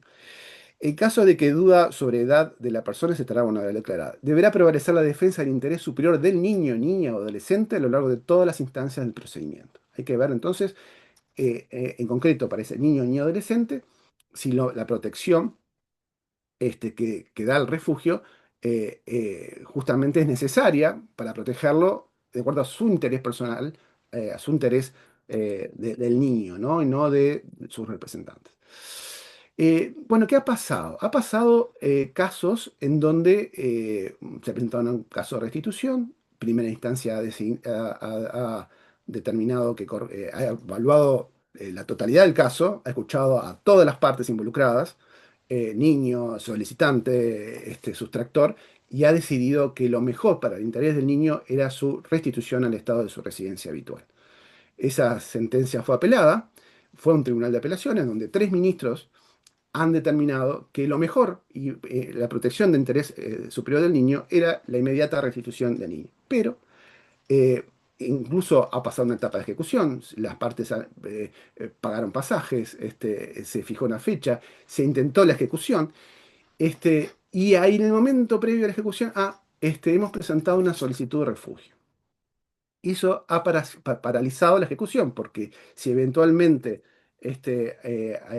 había, eh, eh, podría adjudicarse el estatuto de refugiado, no podemos devolverlo al estado de su residencia habitual.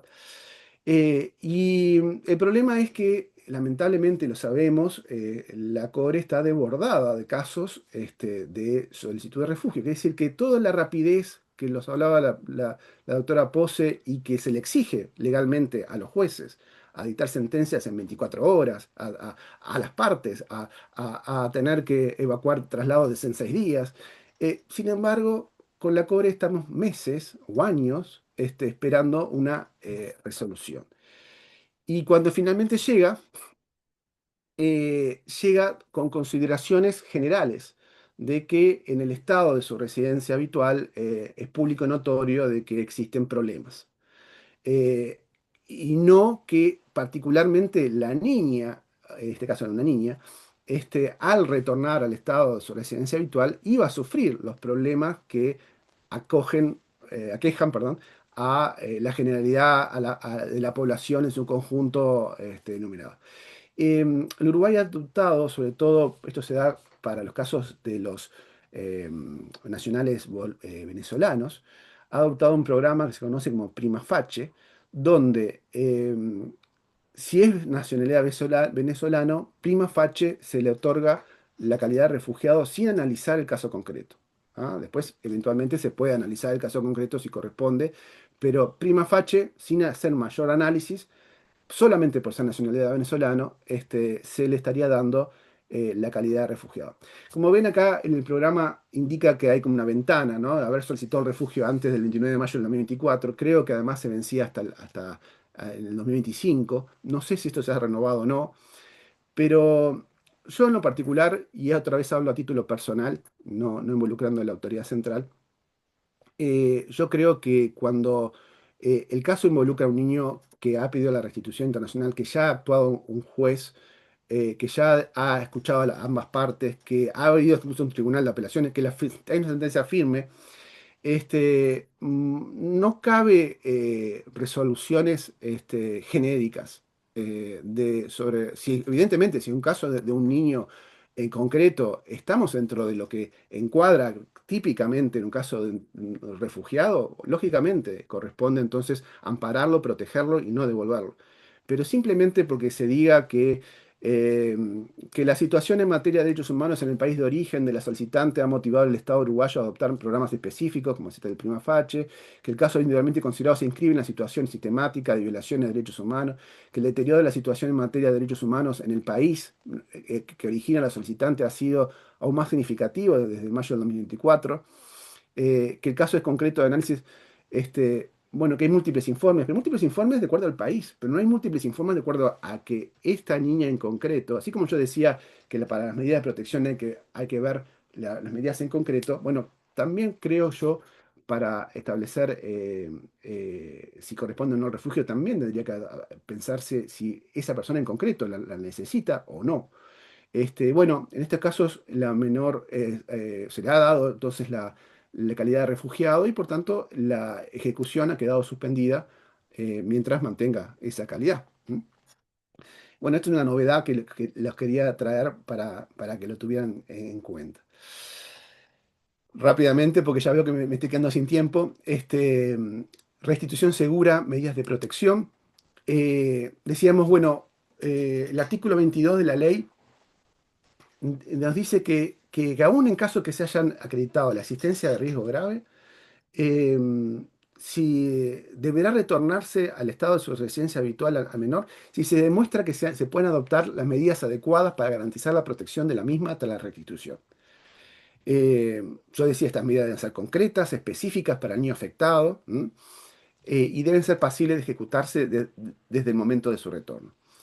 Y acá decíamos que la situación es distinta si el Estado es parte o no de este convenio de la Haya del 96. ¿Por qué? Porque si es parte de este convenio de la Haya del 96, el convenio de la Haya del 96 dice que bueno, el juez competente para resolver las cuestiones de fondo es el de la residencia habitual. ¿Tá? Eso sigue los canales, los criterios normales.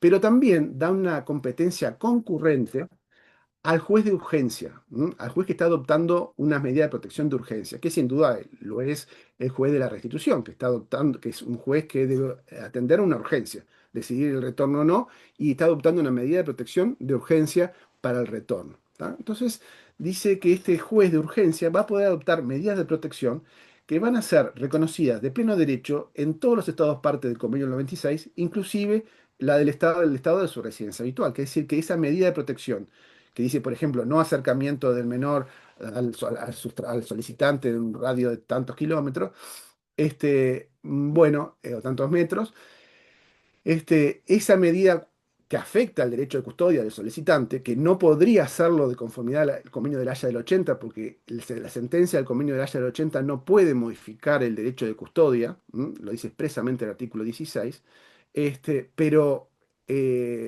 esto evidentemente afecta al derecho de custodia porque está limitando el acceso al niño, pero como lo hace el juez de urgencia y tiene competencia para hacer tomar esa medida, ese niño va a retornar entonces al estado de su residencia habitual con una medida de protección que va a ser reconocida de pleno derecho y que lo va a habilitar a retornar de forma segura hasta tanto en el estado de la residencia habitual, ahí sí con todo el tiempo del mundo, puedan hacer todas las pericias, las declaraciones y demás para determinar si realmente esos violencia, ese riesgo que existía, realmente es así o no, y dependiendo de lo que en definitiva resulte, mantener esas medidas de protección, aumentarlas, porque quizás se den cuenta de que eran más graves aún de lo que se imaginó el juez de la restitución, o reducirlas o eliminarlas, luego de haber hecho un estudio de fondo que no le corresponde hacer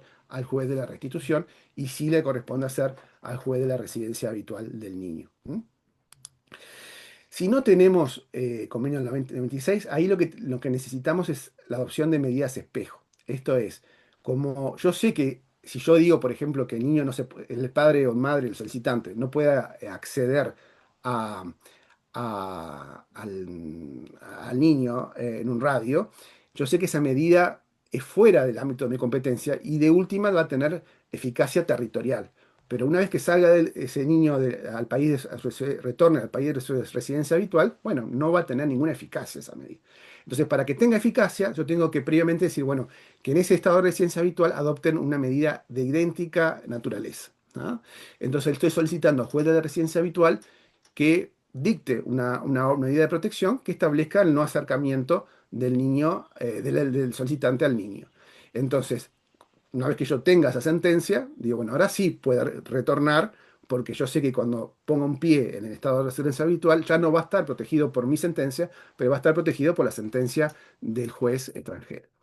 Eh, para eso muchas veces se utiliza entonces al juez de enlace, se utiliza también a la autoridad central para procurar esa comunicación y esa poder asegurarnos ese dictado, esa sentencia. A veces no es fácil porque el juez de la residencia habitual, digo, ¿por qué yo voy a tener que estar dictando sentencias a ciegas solamente porque me lo pida un juez extranjero? No, que venga, que yo analizo el caso y veré si adopto o no una medida de protección. Bueno, también debería entender que si no la adopta, el niño no va a retornar y nunca va a poder ejercer esa jurisdicción. Entonces, es importante que en ese caso tener presente que lo que se está pidiendo es la adopción de una medida cautelar y que podrá realmente ser luego modificada si corresponde, así que no va a estar escrita en la piedra, sino que lo que procura es una restitución segura y que para que luego el juez de la residencia habitual analice si corresponde mantenerla o no con mayor información que la que dispone el juez de la restitución. No sé si Rosana querías decir algo. No, una consulta quería hacerte, porque en el pasado se había visto cierta dificultad o demora en la adopción de este tipo de medidas. ¿Cómo está actualmente en lo internacional? Lamentablemente eso sucede. Eso depende un poco del país. Por ejemplo, hay países que lo han... Por ejemplo, tuvimos un caso con Brasil, que generalmente es un país que demora en general, la jurisdicción, la cooperación demora mucho, pero obtuvimos una sentencia en menos de 30 días. Así que fue muy rápido. Y después hemos tenido casos, por ejemplo, con España, que han demorado muchísimo. Porque es importante que hay un artículo incluso que tiene en Convenio 96 que permite lo que se llama la acción preventiva, de que si bien es cierto de que esa medida de protección es reconocida de pleno derecho en el otro estado, digo, pero también es cierto que puede ser impugnada en el otro estado. Entonces, esa acción preventiva lo que permite es que antes de que se efectivice el traslado, eh, hacer que el estado de la ciencia habitual establezca si reconoce o no la sentencia. Y en algunos casos le han hecho pasar por un proceso de exequatur que sabemos que van a las cortes y que demora muchísimo. Entonces también, nuevamente, tira por tierra todo el esfuerzo que hizo la justicia uruguaya en tener una sentencia firme en tiempos razonables de restitución, si después tengo que esperar un año a que el otro juez, la jurisdicción de otro estado, me confirme o no si va a reconocer una medida cautelar. Por eso el convenio 96 dice que para el exequatur se debe utilizar procedimientos simples y rápidos. Pero bueno, si los procedimientos simples y rápidos son un año, bueno, evidentemente no cumple con ese objetivo. Pero bueno, es caso a caso y dependiendo del país. Y creo que de a poco los países van entendiendo que estos casos deben tramitar por procedimientos mucho más ágiles, ¿no? Ya me estoy quedando sin tiempo y simplemente quería hacer una referencia a una etapa en donde muchas veces el juez, todo lo que nos contó la doctora Pose, de alguna forma tiene un sustento legal que dice, no me vi siguiendo la ley, o primero esto, segundo lo otro, tengo este plazo, ta, ta, ta, ta, ta. Tengo una sentencia y tengo que ejecutarla. Y ahí es como que quedo sin nada, o sea, es como a la inventiva de cada juez de cómo pone en práctica la ejecución. Y fíjense que yo justo armando, acá pongo, por ejemplo, en pantalla está la guía de buenas prácticas del Convenio de la Haya en materia de ejecución, que es una guía que pueden también los jueces consultar para hacerse idea de, bueno, qué puede hacer para la ejecución. Y cuando me puse a pensar en consejos para darles a los jueces para la ejecución, me di cuenta de la dificultad de poner, pues, yo tengo que poner una lista de cosas que tienen que hacer, porque eh, nuevamente aquí es tailor-made, ¿no? Es hecho a medida, es para el caso concreto. ¿Por qué?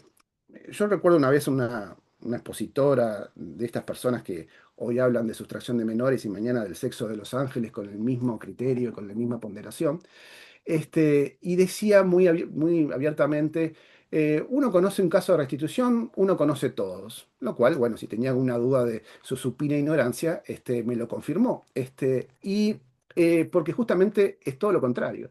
No hay un caso de sustracción igual a otro. Entonces, darle a usted, por eso es que es tan difícil poner en una norma cómo es que tiene que ejecutarlo, porque eso el juez va a tener que ponderar la circunstancia concreta. Lo mismo un caso de sustracción de un niño chico, o de adolescentes, en fin, el caso concreto, si capaz que se planificó que faltaba poco para terminar las clases y que va a terminar las clases, o que va a ser una restitución absolutamente inmediata.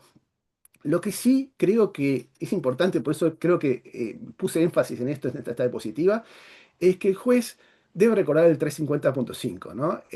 Debe tener una posición más proactiva, y debe pensar, bueno, todas aquellas medidas que tiene competencia para adoptar, para la ejecución. En primer lugar, bueno, primero hay que ver a quién se le condenó el pago el traslado de la restitución. Eh, Increíblemente, bueno, la ley y la Comisión Interamericana de alguna forma también, obliga al solicitante al pagar la restitución, cuando en realidad quien generó el daño, el problema, es el sustractor y debería ser condenado el sustractor al pago de los gastos que ocasiona. Eso lo dice la convenio de la Haya. Este, pero es cierto que aun cuando se le condene al sustractor, sabemos que si el sustractor o sea, llegamos a ver la sentencia porque no tiene ninguna intención de volver, bueno, tampoco va a tener mucha proactividad para el retorno, si no se le exige el retorno. Entonces, primero intimar a que dé un plan de viaje, en un plazo estipulado. Si no lo presenta, bueno, darle la posibilidad al solicitante que lo presente entonces. O sea, porque esto es importante, la restitución, la sentencia de restitución per se no implica una separación del solicitante, perdón, del sustractor. Si el sustractor tenía la custodia y la tenencia del niño, perfectamente va a poder volver con el niño y mantener esa tenencia y esa custodia en estado de residencia habitual. Ahora, si el sustractor no quiere volver, bueno, entonces va a haber una separación, pero no producto de la sentencia, sino producto de la voluntad del sustractor de no querer retornar. Y ahí, bueno, eventualmente sí, entonces es igual que venga el padre o la madre solicitante a venir a buscar al niño y será él quien retornará.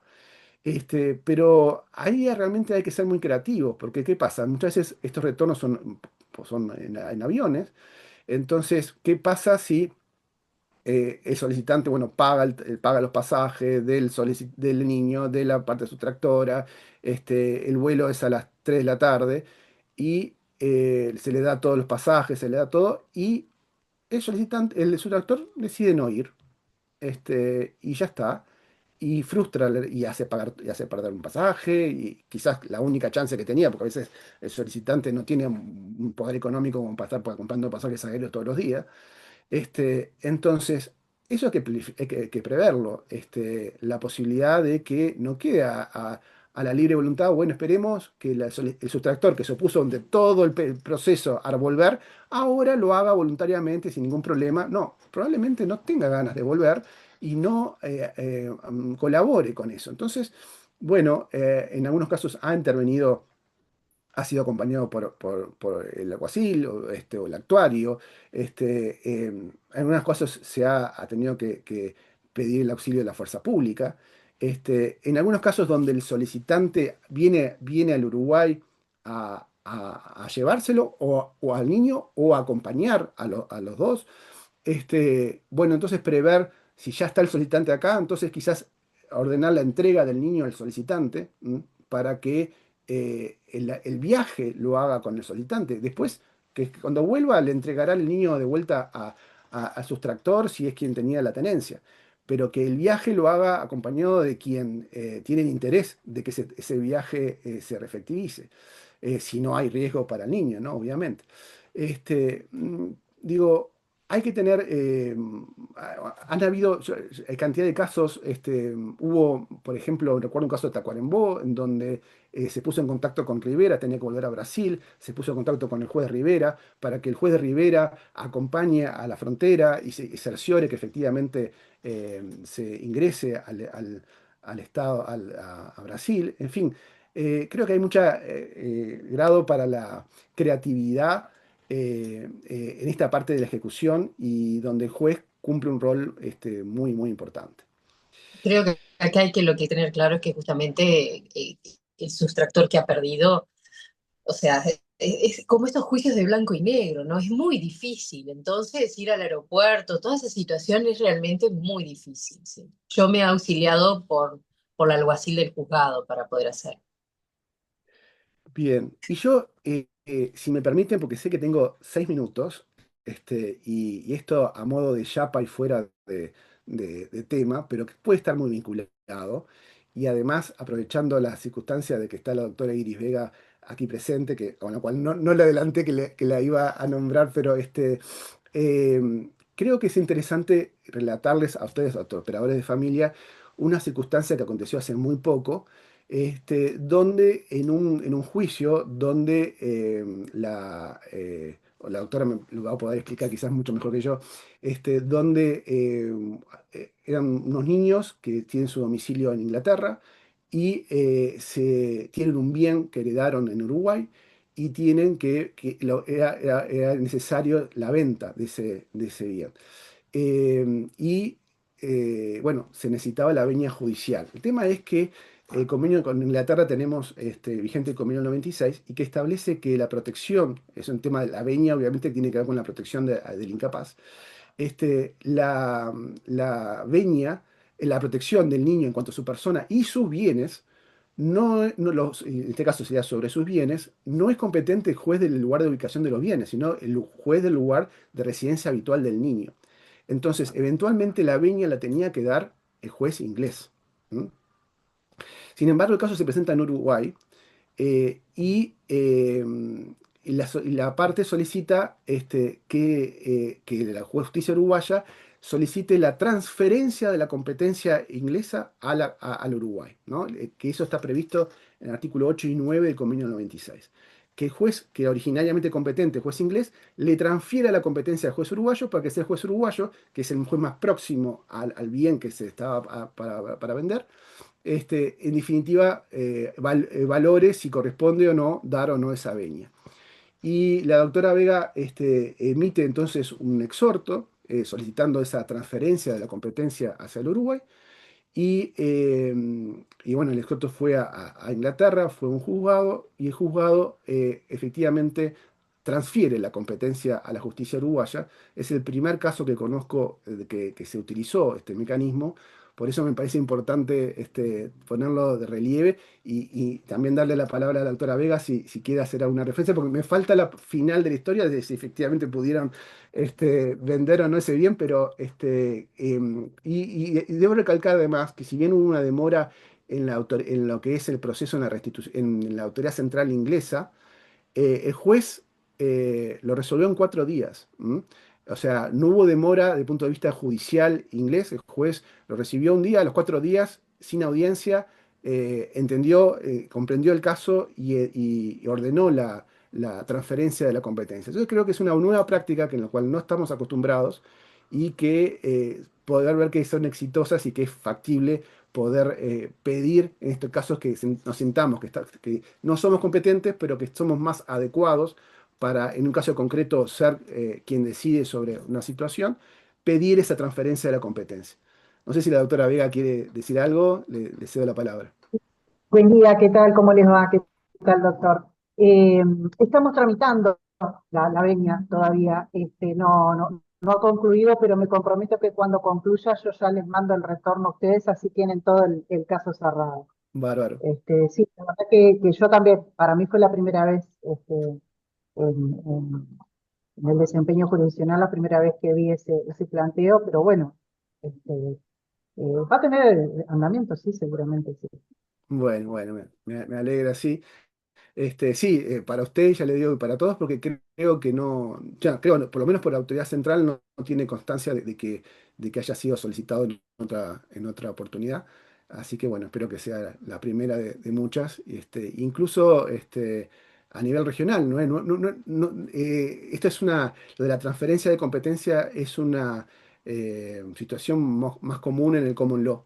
y no tanto en los sistemas continentales, romanos continentales. Entonces, por eso no es común que un juez le pida que le transfiera la competencia, un juez que no competente le pida la competencia a otro juez y se la dé. Y bueno, pero eso está previsto especialmente en el convenio del 96 y bueno, fue una herramienta que utilizaron para poder hacerlo y bueno, me alegra que haya dado buen fruto, por lo menos desde el punto de vista de que ahora tiene la competencia, después que se decida lo que te tenga que decidir, pero la competencia ahora sí, sin lugar a dudas, la tiene el jugador uruguayo. Bueno, no sé si ya estamos medio en hora, no sé si hay alguna pregunta o algo que quieran formular, quedo también a las órdenes. La verdad creo que no hay, si no hay preguntas, y en el chat tampoco, creo que no había. Fue muy clara la exposición, muchas gracias a ambos, muy productiva. Y les agradecemos la participación a todos y los esperamos nos reencontramos en agosto porque en julio no vamos a tener jornadas por el tema de la feria judicial y demás, pero en agosto ya en breve les vamos a comunicar las nuevas actividades. Muchas gracias al doctor Treca y a la doctora Poste. Por favor, a las órdenes. Te hago llegar el PowerPoint, Nadia. Sí, yo Sí, también. y una vez Gracias. que, junto con el certificado, les vamos a remitir sin perjuicio de que luego lo agregamos también a la web de la asociación para que puedan consultarlo. Bárbaro. Bárbaro. Bueno, saludos para Gracias. todos, buena jornada. Que pasen muy bien. Hasta luego. Gracias, buena jornada. Gracias por todo.